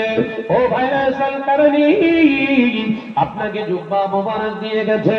আল্লাহ নবীর, দয়ার নবীর সাহাবীরা দাঁড়িয়ে রইলেন, ঝরঝর করে কাঁদতে লাগলেন। পাগড়ি মোবারকটা, হুজুরের জুব্বা মোবারকটা মুখে জড়িয়ে ধরে, চুমাকে চোখে বুলিয়ে ঝরঝর করে কাঁদতে লাগলেন। হযরত ওয়াইস আল কারনী রাদিয়াল্লাহু তাআলা আনহু কেঁদে জারজার হয়ে যেতে লাগলেন। আল্লাহর নবী সাহাবীরা বললেন, ও ভাই ওয়াইস আল কারনী, কাঁদবেন না, আপনি দয়া করে একবার বলুন, রাসূল পাক হায়াতে থাকা অবস্থায় আপনি কেন মদিনায় এলেন না? আপনি কেন নবীর দরবারে এলেন না? আল্লাহ নবীর সাক্ষাৎ আপনার নসিবে হয়ে যেত। আল্লাহ নবী সাহাবীর কথার জবাবে বলে, ও নবী পাকের সাহাবীরা, আমি ওয়াইস আল কারনী যেতে চেয়েছিলাম, বাড়ি থেকে যতবার আমি পা বাড়িয়েছি, আমার অন্ধ জনম দুঃখিনী মা পিছন দিক থেকে আওয়াজ দিয়েছে, ও ওয়াইস আল কারনী, ওয়াইস রে, আমাকে ফেলে যেও না, আমাকে একা ফেলে যেও না। আমি তোমার মা, জনম দুঃখিনী মা, চোখে দেখতে পাই না। আমাকে একা ফেলে যেও না, আমাকে এতিম করে রেখে যেও না। বাবা এসার কারণে আমি নামাজ পড়ি, আমার পাক না পাকের ব্যাপার আছে। তুমি যদি এখানে না থাকো, আমি না পাক অবস্থায় পড়ে যাব, আমি নামাজ আর পড়তে পারবো না। বাবা এসার কারণে আমাকে ফেলে যেও না। একবার দুবার নয়, আমি 27 বার আমার নবীর দরবারে আমি যাওয়ার চেষ্টা করলাম, আমি যেতে পারলাম না।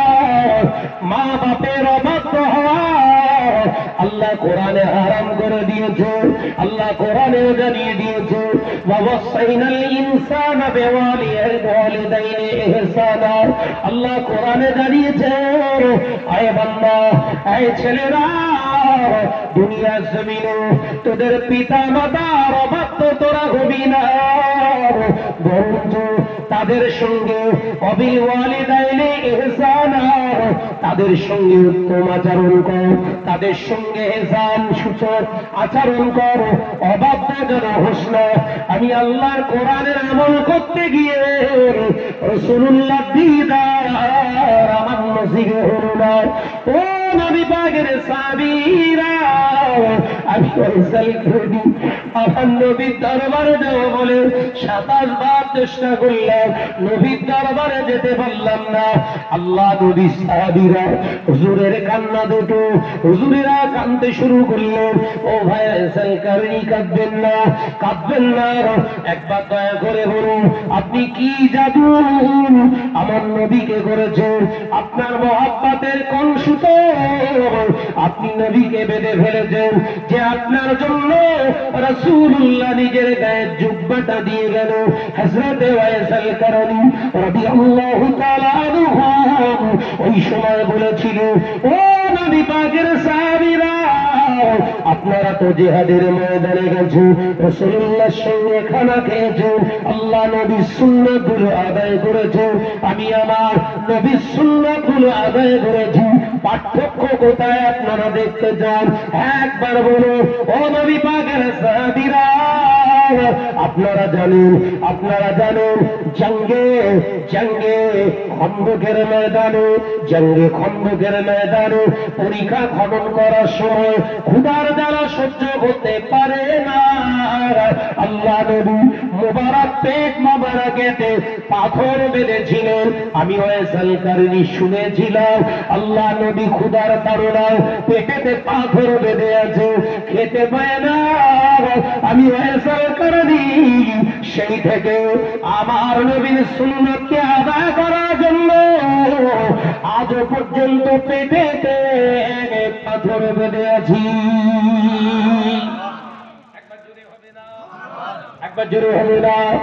ও নবী পাকের সাথীরা, আমি ফয়সাল কারনী আমার পেটে পাথর বাঁধা, আমি যখন খেতে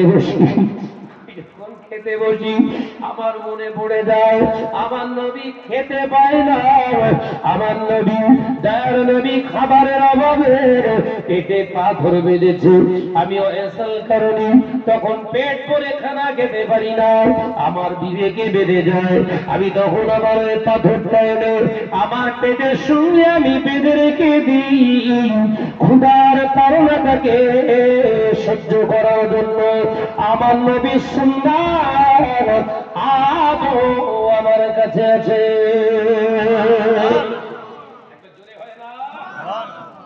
আপনারা তো নবীকে মহব্বত করেছেন, নবীর সাহাবী তো আপনারা।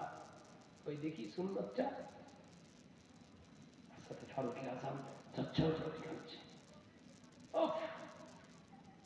তাই তো আমরা নবী কি সুন্নাত আদায় করছি।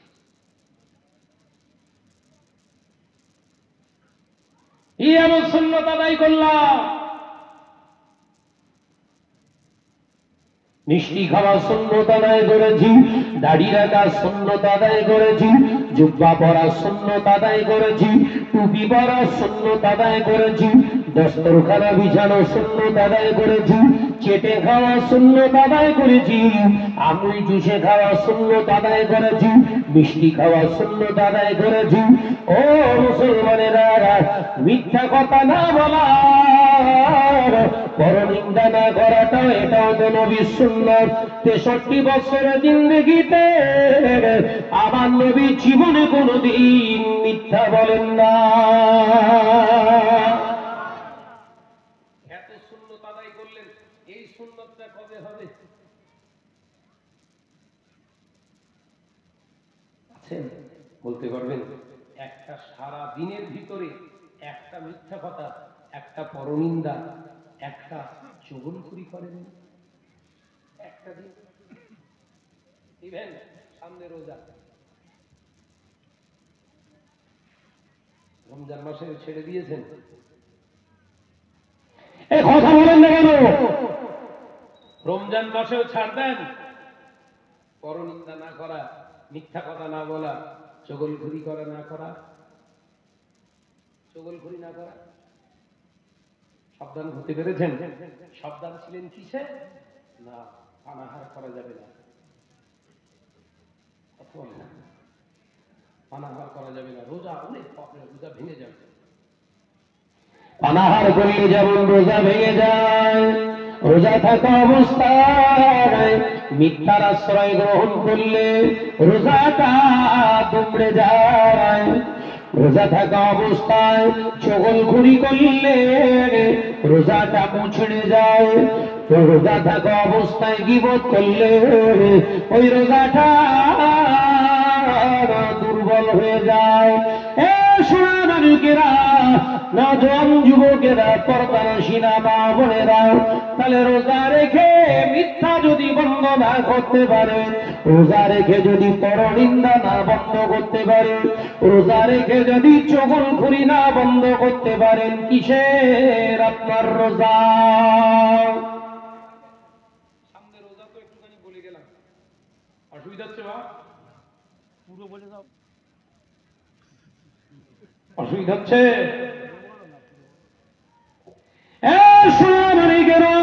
আরো একটা জিনিস সাবধান হয়ে যান। মাহে রমজান আসছে, মসজিদে মসজিদে ইফতার দেন। মসজিদে মসজিদে ইফতার খাওয়ার আগে চিন্তা করবেন আজকের ইফতার দিয়েছে কে, ওই ব্যক্তিটা সম্পর্কে আপনার ধারণা কি? যদিও হারামখোর হয়, হারামের ব্যবসা করে, ওর বিবি যদি মহিলা সমিতির টাকা লেনদেন করে, বন্ধন গ্রুপের লেনদেন যদি করে, ও যদি আপনার গোটা গোটা তরমুজ দেয়, ওর ইফতার করে যদি রোজাটা আপনি শেষ করেন, আপনার রোজা আল্লাহর দরবারে কবুল হলো না।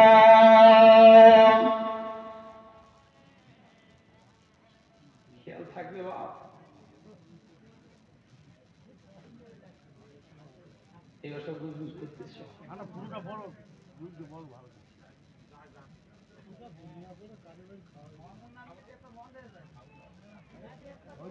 মসজিদে ইফতার দিতে হবে, শরীয়তের বিধান নয়।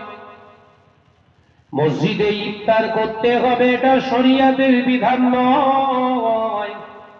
মসজিদের জামায়াতের সঙ্গে ইফতার না করলে গুনাহ হবে, এটা শরীয়তের হুকুম নয়।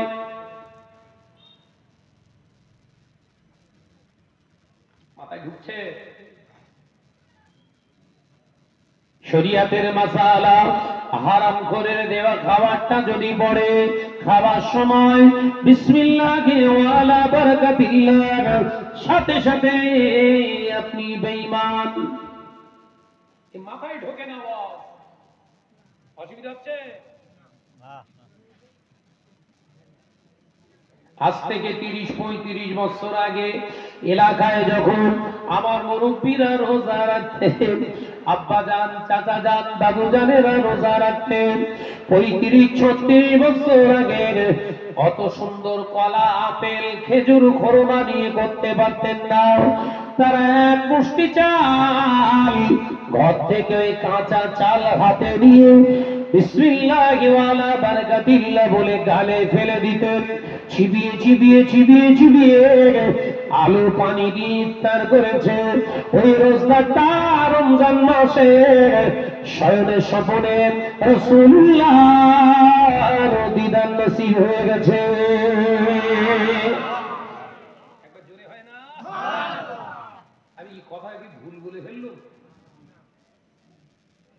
এ সোনা মানিকেরা, বিগাইরে হিসাব, আল্লাহ কোনো হিসাব দেন না, বিগাইরে হিসাব। যতবারও খাও রমজান মাসে অসুবিধা নাই, রমজান মাস বরকতের মাস, কিন্তু আমার আল্লাহ বলেছেন হালাল খেতে। যত খুশি খাবি খা, হালাল। কি কি কি বল বাপ, এরকম করিস নি। কি কি সবাই বলছে না কি কি? আল্লাহ বলেছে নাকি সুদখোরের ইফতার বিসমিল্লাহ ওয়ালা বারাকাতিল্লাহ বলে ধুনিয়ে দাও? তোর কবরে সাপ মারা করবে। কেউ কি বলতে চায় না, ভয়ে কেন বললি দাওয়াত দিবি না, কথা ঠিক না বুঝতে বলে। কিন্তু আপনাদের ছোট ভাই এ ছেড়ে যাবে না। আমি দাওয়াতের আশায় ঘোষপুর আসিনি, আল্লাহর কসম খেয়ে বলছি, স্টেজে যখন পা রাখি এই নিয়েতে রাখি, যতক্ষণ আল্লাহ হায়াতে রাখবেন স্টেজে আল্লাহর জন্য কিছু কথা বলবো। আর যদি নিয়ত থাকতো আগামী বছর যেন ঘোষপুর আবার হয়, ওদের ধারা আলাদা হতো। কি ভাবছেন? ওদের ধারা সম্পূর্ণ আলাদা হতো, একদম মোহিত করে দিত। দাওয়াত বাড়বে, কবরে আগুন জ্বালবে। ভাইরা, নজরেরা, যুবকেরা, ছেলেরা, বাচ্চারা, পর্দারাশিরা, মনেরা, আল্লাহ নবী দো জানে বাদশাহ হাবিবুল্লাহ নবী জনাবে মুহাম্মদ রাসূলুল্লাহ সাল্লাল্লাহু আলাইহি ওয়াসাল্লাম জলিল কদর সাহাবী হযরতে ফারুক আযম ওমর রাদিয়াল্লাহু তাআলা আনহু হুজুর আমার বললেন, ভাই ও ভাই ওয়াইসাল করনি, আল্লাহ নবী আপনাকে সালাম দিয়েছে, আল্লাহ নবী আপনাকে সালাম দিয়েছে। হযরত ওয়াইসাল পাথর থেকে ডুবে আল্লাহ নবী সালিয়ে গেলেন, আল্লাহ নবী আমাকে সালাম দিয়ে গেলেন। ও ভাই ওয়াইসাল করনি, শুধু সালাম দেন না, হযরত ওয়াইসাল করনি জুব্বা দিয়ে কেটে দোয়া করেছেন। আল্লাহ নবী বললেন, ও ভাই ওয়াইসাল করনি, আপনি রাসূলুল্লাহর উম্মতদের জন্য দোয়া করুন, আল্লাহ পাক যেন জাহান্নামের আযাব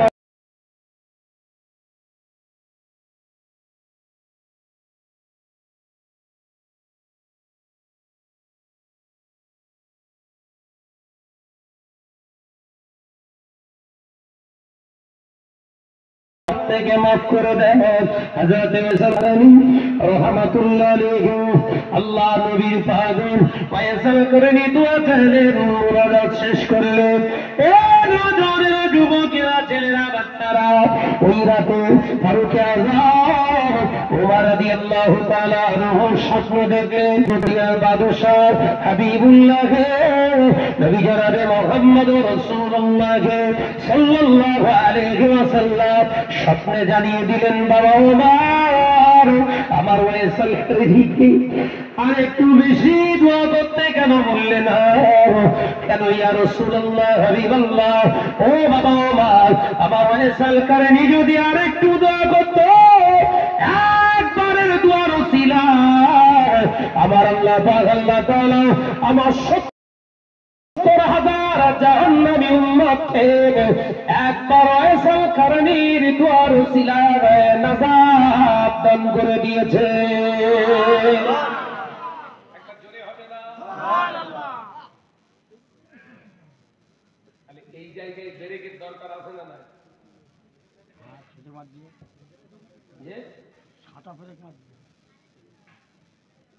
যে এই জায়গায় ব্রেকের দরকার আছে না? নাই? একটা সাইকেলে যদি দুটো ব্রেক থাকে, একটা মোবাইলে যদি একটা ব্রেক থাকে, একটা বড় সাইকেলে যদি দুটো ব্রেক থাকে, একটা চার চাকায় যদি দুটো ব্রেক থাকে, একটা এরোপ্লেনে যদি দুটো ব্রেক থাকে, একটা পানির জাহাজে যদি দুটো ব্রেক থাকে, ও মুসলমান, ইসলাম নিয়ে চলবে, কলেমা নিয়ে চলবে, তোমার জবানে কেন ব্রেক নাই? জবানের ব্রেকটা কি? যখন কেউ তোমাকে মিথ্যা বলতে সাহায্য করে, মিথ্যা কথা বলো না। যখন কেউ তোমার চগলখুরি করতে বলে, চগলখুরি করো না। যখন তোমাকে হারাম খানা দেয়, হারাম খানা খেও না। যখন কেউ তোমাকে পরনিন্দা করতে বলে, পরনিন্দা করো না। যখন কেউ তোমাকে হারাম জিনিস দেখায়, হারাম জিনিস দেখো না। যদি কেউ তোমাকে নাজায়েজ কাজে ধাবিত করো, ওই নাজায়েজ কাজের দিকে এগিয়ে যেও না। এটার নাম হলো ব্রেক। কথা বুঝে যাচ্ছে তো নাকি? একটু পরে আলামত দেখাবে। নেকি বদির অসুবিধা হচ্ছে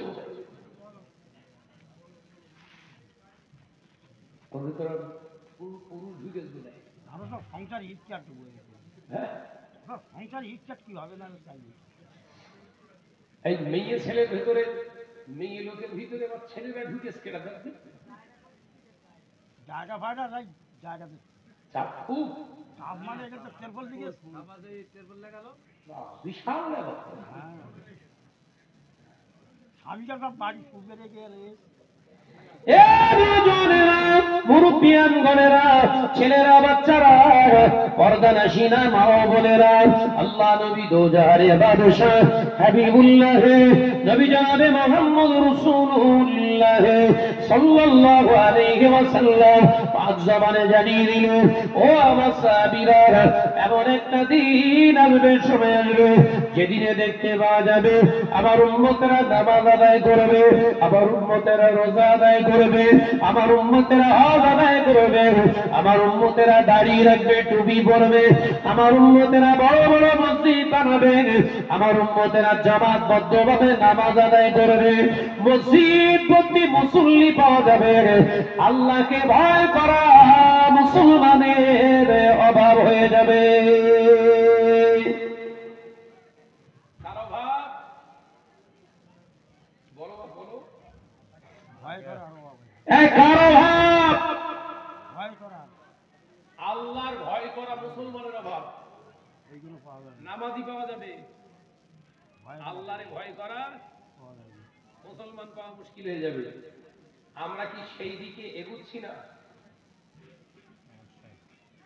আমরা নামাজ আদায় করি, অনেকে জুম্মা আদায় করে, অনেকে 5 ওয়াক্ত না পারলে 2 ওয়াক্ত পড়ে, অনেকে আবার 5 ওয়াক্ত নামাজ আদায় করে, অথচ এই ঘরে খোঁজ নিয়ে যান, ওই ঘরে খোঁজ নেন একবার, ওদের ঘরের মা, ওদের ঘরের মেয়ে, ওদের ঘরের বউ, ওদের ঘরের বিবি, ওদের ঘরের মেয়ে, ওদের ঘরের মা, ওদের ঘরের বউ, এই 4 জন মহিলার যে কোনো একজনকে বন্ধন গ্রুপের এজেন্ট বানিয়ে রেখেছে। আল্লাহ নবী সাহাবীরা প্রশ্ন করলেন, হুজুর কারণটা কি? আল্লাহ নবী বললেন, আলী রে বাবা, এর কারণ হলো আমার উম্মতেরা নামাজ পড়বে, রোজা করবে, হজ করবে, যাকাত দেবে, গোপনে গোপনে সুদের কারবার করবে। কিসের কারবার চলছে? হ্যাঁ এখন তো গড় গড় করে হয়তো চলছে গড় গড় করে চলবে।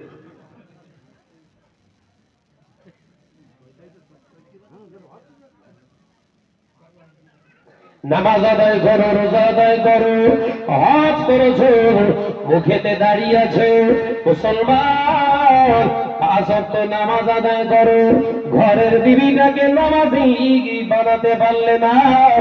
আল্লাহ নবী হাদিস অনুযায়ী আদ-দায়ুসুল আয়াদখুলুল জান্নাহ, দায়ুসেরা কোশ্চিনকালে বেহেশতে যাবে না। ও মুসলমানেরা, ঘরের বিবি যদি জাহান্নামে যায়, তোকে আল্লাহ কোন জান্নাতে দেবে বল?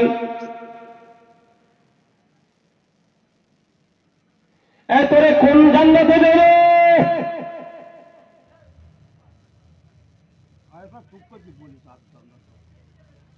নবীর একটা দুটো বিবি নয়, আমাদের আম্মাজানের সংখ্যা ছিল 11 জন। 11 জন আম্মাজান রিদওয়ানুল্লাহি তাআলা আলাইহি আজমাইন গণ হুজুররা ছিলেন।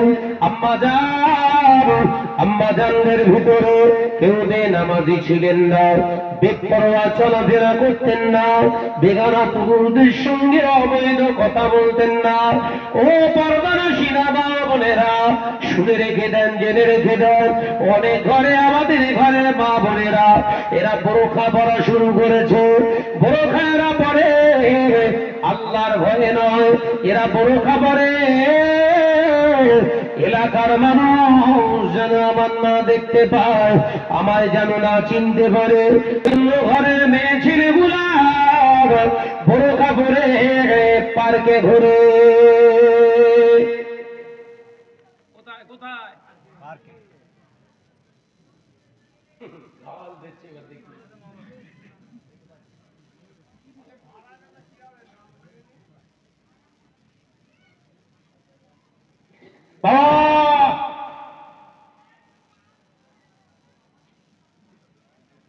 ও পর্দা না দরজা কথা বলে না তো।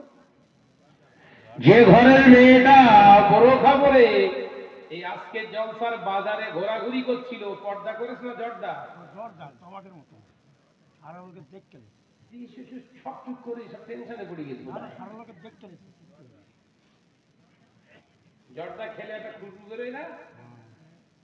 আমি জীবনে খাইনি, তবে যারা খাই কেনা জর্দা যেগুলো কোটো না খালি তুই সেন শুকে চল যা যা তাই লোক সেন তো ও জিনিস খেলি তো সেন পাওয়া যাবে। চাষা বসে বসে মতিয়ার ধুলতে বোধায়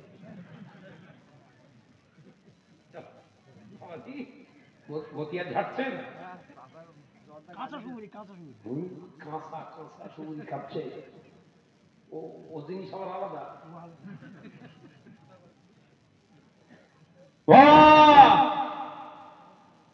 বিশ্বনবী বললেন, বাবা সাহাবীরা, এমন একটা দিন আসবে, সময় আসবে, সেদিনে দেখবে মহিলারা লেবাস পরিধান করছে দামি, কিন্তু উলাঙ্গিনীর সমতুল্য। ফেরেশতা হবে কি কম দামি? দামি।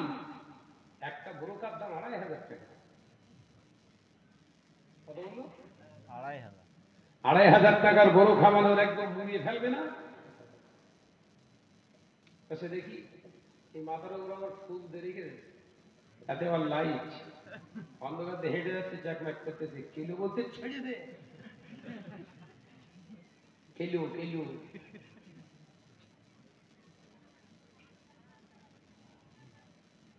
কি ভাবছেন?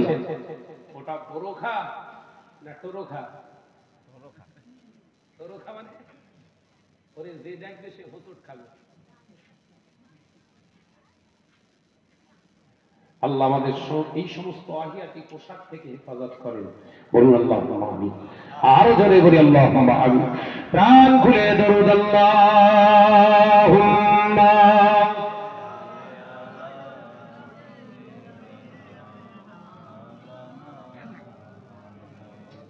শুধু মহাব্বতের সঙ্গে ওয়া আলা আলিহি।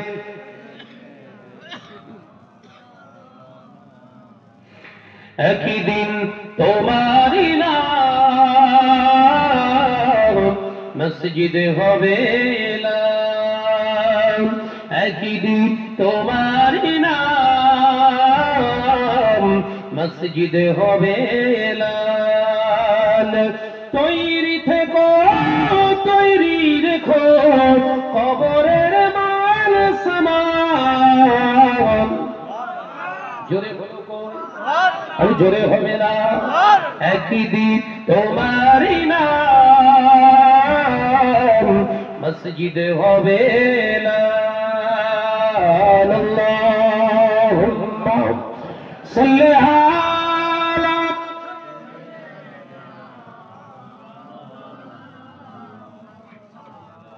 ওয়া আলা আলি।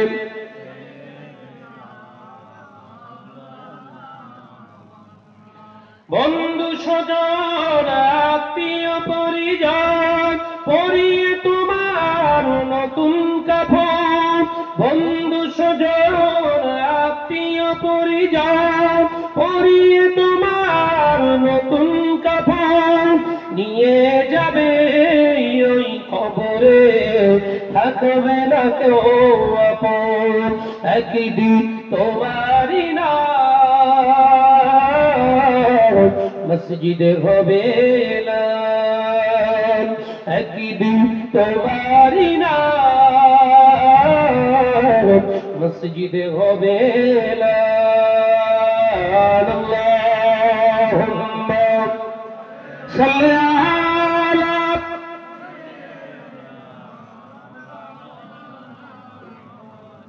ওয়া আলা আলি।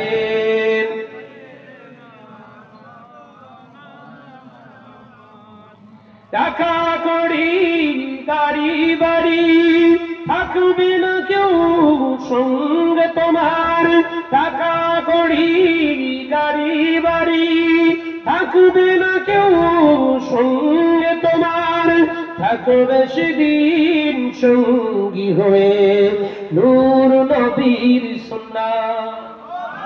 জোরে হবে না, আরেকটু জোরে হবে না।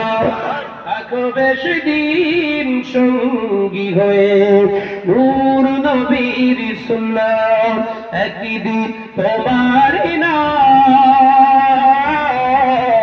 মসজিদে হবে এলান, একদিন তোমার নাম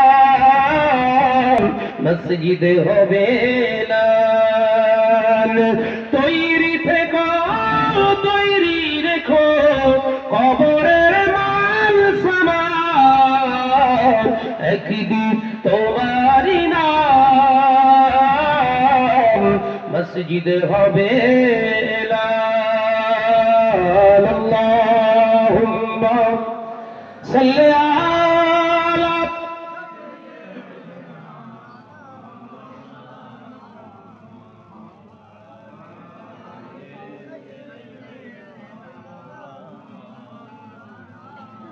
আমার নজনেরা, যুবকেরা, ছেলেরা, বাচ্চারা, পর্দানা সিনা মা বোনেরা, তাহলে এই জবানে যদি ব্রেক লাগানো যায় আর ইত্তেবা সুন্নাতে নববীর উপরে যদি জীবন গড়ানো যায়, তাহলে প্রতিটা পদক্ষেপে আল্লাহ দোয়া কবুল করবে। একবার যদি বলো জোরে হবে না। হাজার হাজার ফিলিস্তিনে জান চলে গেছে, 50,000-এর অধিক ফিলিস্তিনের জান চলে গেছে।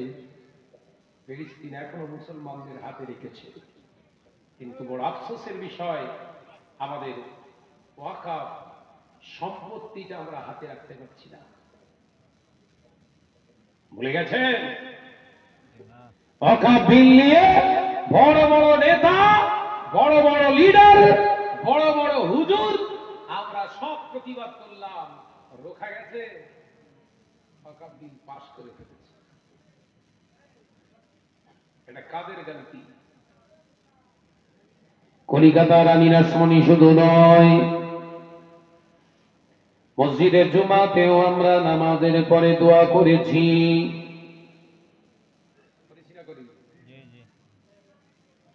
প্রতিটা ইনসানের সওয়াবে গিয়ে দোয়া করেছি, ইস্তেমায় গিয়ে দোয়া করেছি, প্রতিটা মাদ্রাসায় দোয়া হয়েছে। ও মুসলমান ভাই বাবাজিরা, এখনো কেন আমাদের পক্ষে রায় এলো না? সমীক্ষা করবেন না, শুধু দোষ মোদি আর অমিত শাহ।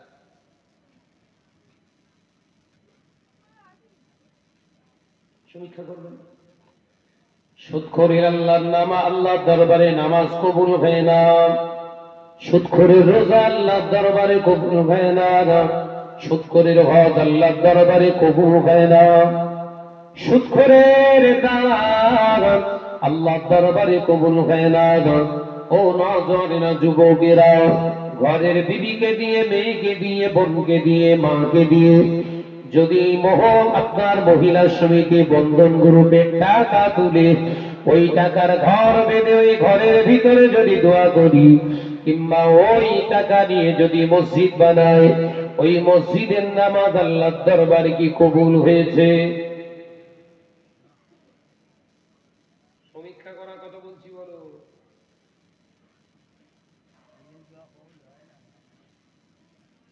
গাজাবাসীরা গাজায় প্রবেশের অনুমতি পেয়ে গিয়েছে। লক্ষ লক্ষ মুসলমান এসে তারা কোথায় থাকবে ও চিন্তা আগে করলেন না।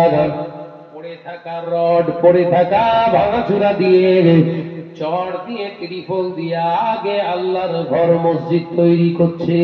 একবার জোরে হবে না? আগে কি ঘর? আল্লাহর ঘর, তারপর আমাদের। আর আমাদের আগে কোন ঘর? আমাদের আমাদের আগে কোন ঘর? আগে আমার ঘর, তারপর মসজিদ ঘর। আগে আমার ঘর, তারপরে মসজিদ ঘর। ও নজরের যুবকেরা, মসজিদ গুলো আমরা বানাচ্ছি অতি শান শওকাতে, অতি সুন্দর সুন্দর মসজিদ বানাচ্ছি। কিন্তু অবাক এবং আফসোসের বিষয় হলো মসজিদ গুলো শরিয়ত মোতাবেক হচ্ছে না, যার কারণে মসজিদের কালার ভালো হচ্ছে। মসজিদে নামাজ আদায় করলে নামাজে মন বসছে না। কথা বলছেন না কেন?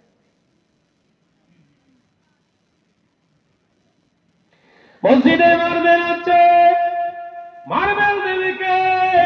শাহাদাত ভাই দেবে একা 50,000 টাকা।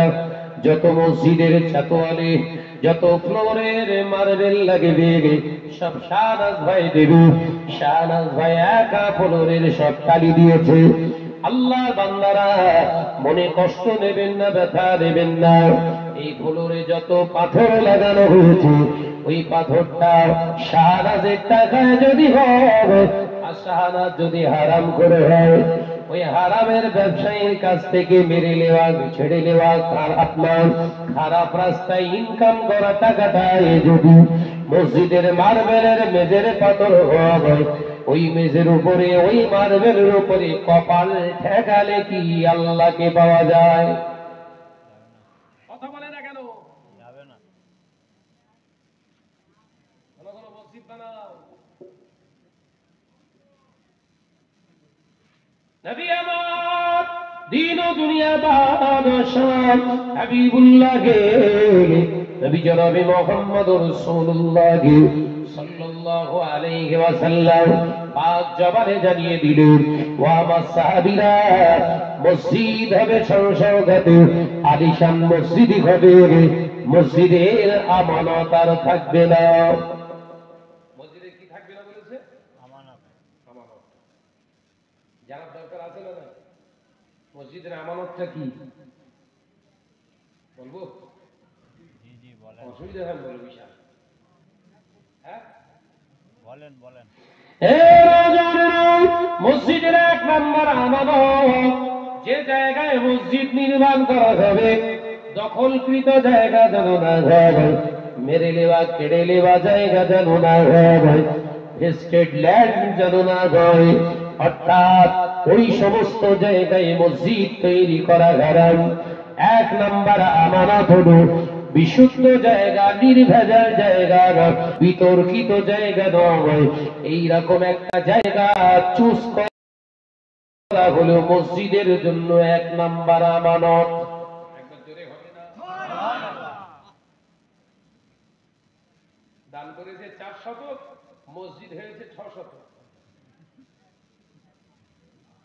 সব চুপ করে। দান করেছে কত শতক? 4 শতক। মসজিদ হয়েছে 6 শতক। 38 বছর নামাজের পরে নতুন কমিটি সব শুনছে তো, নতুন জন ব্যাচেলার গ্রুপরা সব দায়িত্ব নিয়ে বলছে আগে মসজিদ মাপবো। মাফিয়ার এনে মসজিদ মেপে দেখে 6 শতক জায়গা দিয়েছে। পুরাতন কমিটি জিজ্ঞাসা করছে, হ্যাঁ গো মসজিদের দলিল কই? মানে মসজিদ চালাতে আমার দলিল কি হবে? বলে মসজিদ চালাতে গেলে দলিলের দরকার আছে। দেখ মসজিদ বলছে 4 শতক লেখা রয়েছে আর জমি রয়েছে 6 শতক, বুঝতে পারলো না। একটা ঘাড় পুজো চাচা বলতেছে আল্লাহর ভক্ত, বরকত হয়েছে। কি বললো? বরকত হয়েছে।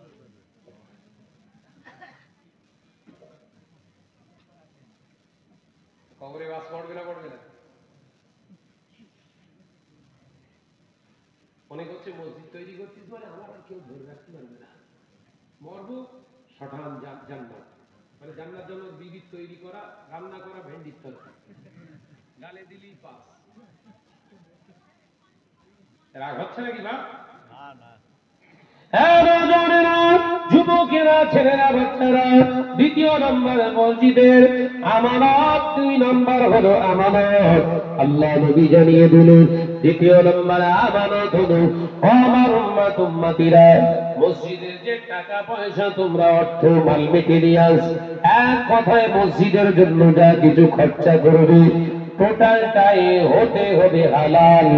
এই হালাল অর্থটা হলো মসজিদের জন্য দ্বিতীয় আমানত। একবার জোরে হবে না?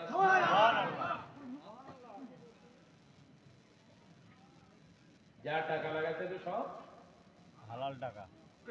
কিন্তু শাহনাজ তো পুরো টাইলস দিয়ে দিয়ে যায়। শাহনাজকে সুদের ব্যবসা করে, আব্দুল সেলিমকে সে কি দিল না, নিজে যা ভিতের ইট লাগবে সব বদলে। আব্দুর রফিককে এলাকার টপ র্যাঙ্কের লটারি খোঁজ। কালারটা যা খরচা হবে, 1 লাখ টাকা যদি কালার করতে লাগে আমি দেওয়ান। কে বলছে? আব্দুর রউফ। সে কি করে? সময় সময় একটু হলেই লাল পানি সাদা পানি মিক্সচার করে খায়। এদের দ্বারা এখন চলছে মসজিদ। এই কথা বলছে না কেন? 38 কোটি মুসলমান ভারতবর্ষে। ক কোটি বললাম? 38 কোটি মুসলমান ভারতবর্ষে। সেই ভারতবর্ষের পার্লামেন্টে বিল পাস হচ্ছে মুসলমানদের ধন সম্পত্তি হস্তগত করার জন্য। আমি এটা বোঝাতে চাইছিলাম না? আমরা নিজেরাই আমানতের খেয়ানত করছি, আমরা নিজেরাই আমানতের খেয়ানত করছি।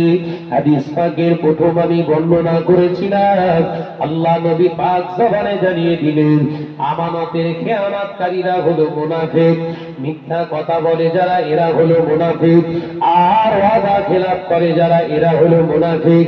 এই নওজওয়ানেরা, মুরব্বিয়ানগণেরা, তাহলে আমি শাহনার মসজিদ নির্মাণ করলাম, আমি মিথ্যার আশ্রয় গ্রহণ করলাম, হারামের আশ্রয় গ্রহণ করলাম, শুধু তাই নয়, 3 নাম্বার আমানত হলো মসজিদের পরিচালক যারা হবে, মসজিদের পরিচালনা করবে যারা, এরা যেন মসজিদের পরিচালক যারা হবে এরা যেন নামাজি হয়। নামাজি হলে শুধু হবে না, ইমামতি করার যোগ্যতা যাদের আছে এদের হাত দিয়ে মসজিদ চালনা করাটাও হলো মসজিদের আমানত। একবার জোরে হবে না? মসজিদ চালাবে কারা? ইমামতি করার ক্ষমতা আছে যাদের। তার মানে ইমাম চলে গেছে ছুটিতে, কেশিয়ার থাকলে মসজিদে কেশিয়ার নামাজ পড়াবে। এইসব শুনেছেন? করে সমাজ করে, দাওয়াত দেবেন না?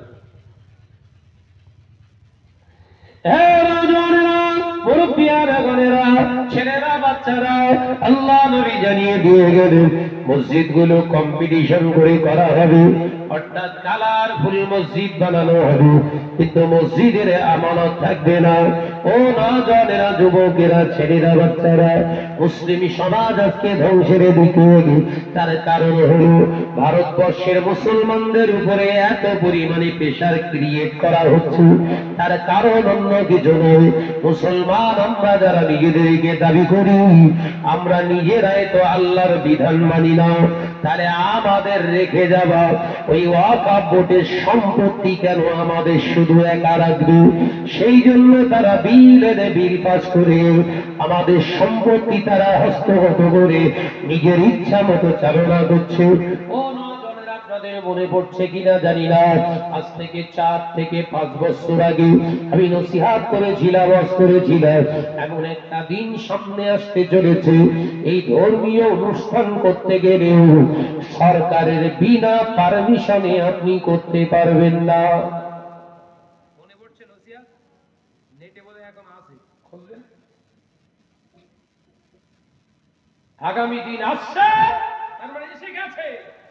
শহরতলি এলাকায় যত জলসা করি আমি, বাইরের রাজ্যে যত জলসা করতে যায়, পারমিশন ছাড়া একটা জলসা করতে পারবে না। কথা বোঝাতে পারবেন না? পারমিশন ছাড়া রাত 12টার পরে মাইক চালানো যাবে না। এই তো সেদিন জলসা করে এলাম রাজস্থানের জয়পুর। জয়পুরের নাম হচ্ছে ঝাটওয়াড়া। রাজস্থানের জয়পুরের পাশের শহর ঝাটওয়াড়া বলে একটা জায়গায় পচ করে এলাম সেদিন আপনাদের নেকদুয়ারে। জানুয়ারির ওটা হচ্ছে 5 তারিখ। তার আগেও একটা ওয়াজ করে এসেছি আমি ওই জয়পুর একদম মেন সিটিতে। 12টার এদিকে যাওয়ার কোনো লাইন নেই, যেই সেই পুলিশ। মুসলমান শুনে রেখে দাও, জেনে রেখে দাও, যখন আপনি আল্লাহর বিধানকে আপনি মানবেন না, আল্লাহর বিধানকে বুড়ো আঙুল দেখাবেন, যখন আল্লাহর নবী হাদিস গুলোকে আপনি বুড়ো আঙুল দেখাবেন, যখন কোরআনকে আপনি বুড়ো আঙুল দেখাবেন, তখন আমার আল্লাহ জালেম সরকার নিযুক্ত করে তোমাদেরকে এরকম বুড়ো আঙুল দেখাবে। প্রেসার ক্রিয়েট করে করে ধর্ম আচার বিধি বিধানগুলোকে বন্ধ করা হবে। ও নজরেরা, যুবকেরা, ছেলেরা, বাচ্চারা, এরকম করতে করতে করতে করতে আল্লাহ নবী জানিয়েছে এমন একটা সময় আসবে ভারতবর্ষের মুসলমানদের ঈমান পাকা হবে। আস্তে আস্তে তারা নিজেদের শোধরাতে থাকবে। শোধরাতে শোধরাতে শোধরাতে শোধরাতে মুসলমানদের 3টে টিম তৈরি হবে। ভারতবর্ষের মুসলমানদের 3টে গোষ্ঠী তৈরি হবে। একটা গোষ্ঠীর সঙ্গে সরাসরি জিহাদ শুরু হয়ে যাবে। মুসলমান ভার্সেস মুশরিকদের জিহাদ হবে। ওই জিহাদে প্রথম চান্সের মুসলমান গুলো শহীদ হয়ে যাবে। আল্লাহ নবী পাক জাবানে জানিয়ে দিলেন এই গাজওয়ায়ে হিন্দে, গাজওয়াতুল হিন্দে যারা প্রথম শহীদ হয়ে যাবে এদের মর্যাদা আমার আল্লাহ বদরের সাহাবীদের ন্যায় হয়ে যাবে। আস্তে আস্তে সেদিকে এগোচ্ছে। আপনি ভাবছেন আমি ছেলেগুলালে কি সুন্দর সুখে আছি, থাকতে দেয়া হবে না। আপনি ভাবছেন ওই অদূর মিয়ার বাড়িতে আক্রমণ হচ্ছে, আমার হবে না, সব কাগজপত্র সব ঠিক আছে, মানে আমি বেঁচে গেছি। কল কৌশল করে আপনার উপরে হস্তগত করবে না। কথা বুঝতে পারছেন না? এই তো সেদিন আসামে কিছু মুসলিম প্রায় 250 ফ্যামিলি, মুসলিম ফ্যামিলিকে উদ্বাস্ত বলে ডিক্লেয়ার দিয়েছে সরকার। আসামের সরকার কি তাদের সব প্রুফ আছে, সব যা চেয়েছিল সব, কিন্তু অফিসার কারা? অফিসার কারা? ওরা তাহলে ঠিক নেই, ভুল। 250 ফ্যামিলিকে আবার ডিটেনশন ক্যাম্পে পাঠিয়ে দিয়েছে।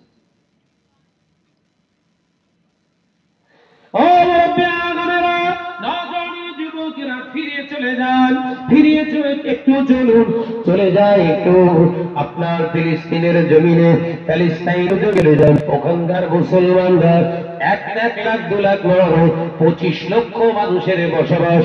ওই গাজা উপত্যকার 25 লক্ষ মুসলমানকে বাস্তুচ্যুত করতে চাইল।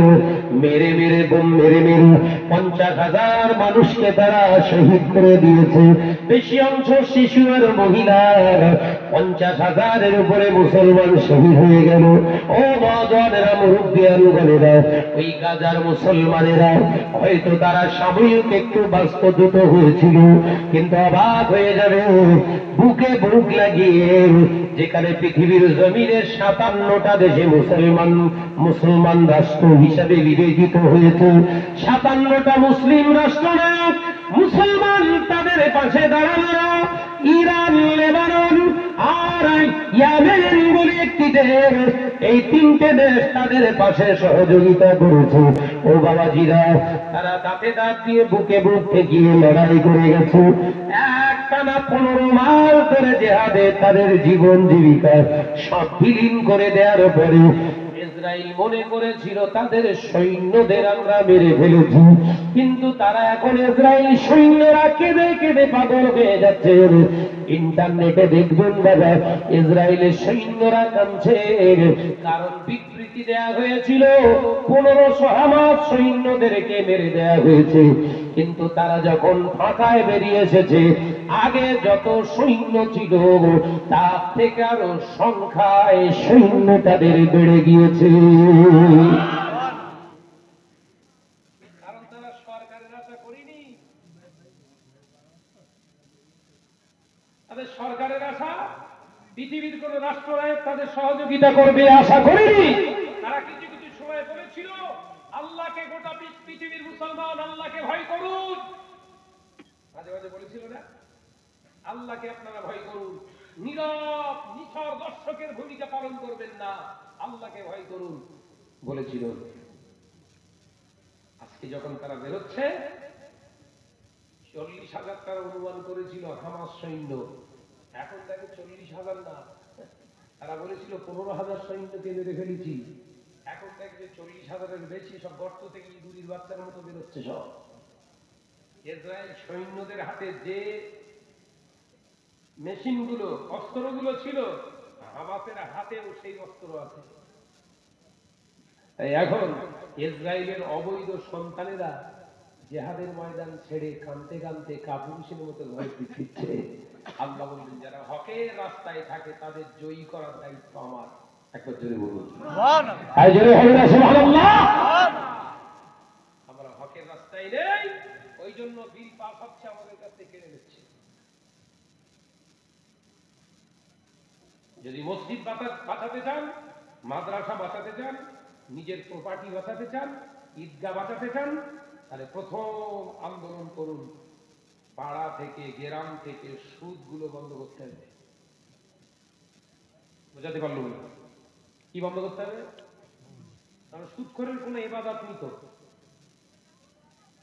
এলাকার মেম্বার তো আপনার সহযোগিতা করবে না, এলাকার প্রধান তো অমুসলিম, সে আপনার সহযোগী হবে না, এলাকার এমএলএ সেও আপনার সহযোগিতা করবে না, এলাকার এমপি সেও আপনার সহযোগিতা করবে না। নিজের ফ্যামিলিকে নিজে হেফাজত করা যায় না? যায় না? এ কথা বলছেন না কেন? আজকে থেকে প্রতিজ্ঞাবদ্ধ হন, আমার ফ্যামিলিতে সুদের আনাগোনা যাতায়াত টোটাল বন্ধ করতে হবে। পারবেন? যদি পারেন, আল্লাহ একদিন এই দোয়াকে কবুল করে ওয়াকাফ বিল আবার প্রত্যাহার করতে বাধ্য হবে। বলুন ইনশাআল্লাহ। তাইলে হবে না ইনশাআল্লাহ? আল্লাহর উপরে তাওয়াক্কুল করে চলার চেষ্টা করুন, চিন্তা ভাবনার পরিবর্তন করুন। যদি না করেন, না শাহনাজ ভাই যা বলছে অত মেনে চললে হবে না। শুনুন, আমি আপনাদের ভাই বলে যাচ্ছি, আদ-দুনিয়া ওয়া মাদরাতুল আখিরাত, দুনিয়াটা হলো আপনার জন্য আখিরাতের ক্ষেতবাড়ি, সঞ্চয়ের জায়গা। সেদিক থেকে যদি নিজেদেরকে তৈরি না করেন তাহলে ফেঁসে গেছেন আপনি। আল্লাহ আমাদের সকলকে বোঝার মতো তৌফিক দান করুন, আমিন। আরো জোরে বলি আল্লাহুম্মা আমিন। আসুন, অনেকদিন ধরে বসে আছে, একটু দাঁড়িয়ে বিশ্বনবীর উপরে একটু সালাতু সালাম রান করে দেবেন। ইয়া নবী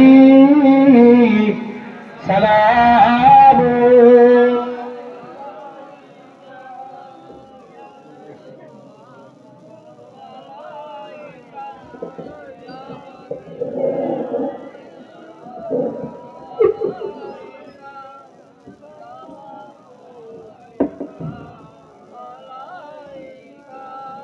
तुमको हो हशमत मुबारक, तुमको हो अजमत मुबारक, तुमको हो रफात ओ मुबारक,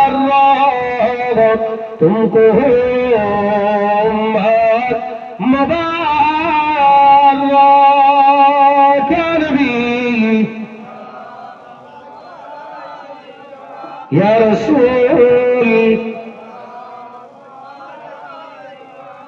या हबीब सलाम अलैका।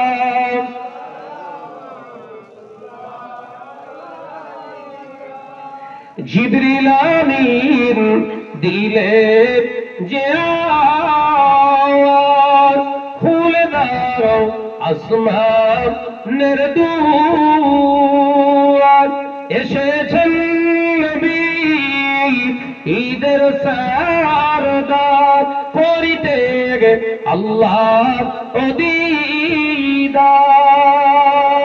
নবী সালাম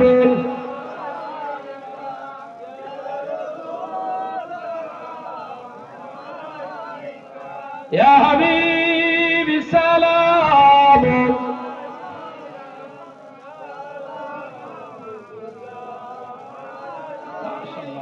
तकबीर दें, नारे तकबीर, जोरे है नारे तकबीर। औलादे मुजद्दिदुज़ ज़मान जनाब भाईजान हुजूर किबला, जनाब भाईजान हुजूर किबला, नारे तकबीर। मुजद्दिदुज़ ज़मानेर हक सिलसिला, मुजद्दिदुज़ ज़मानेर हक सिलसिला, नारे तकबीर। जनाब भाईजान हुजूर किबला, जनाब भाईजान हुजूर किबला, नारे तकबीर।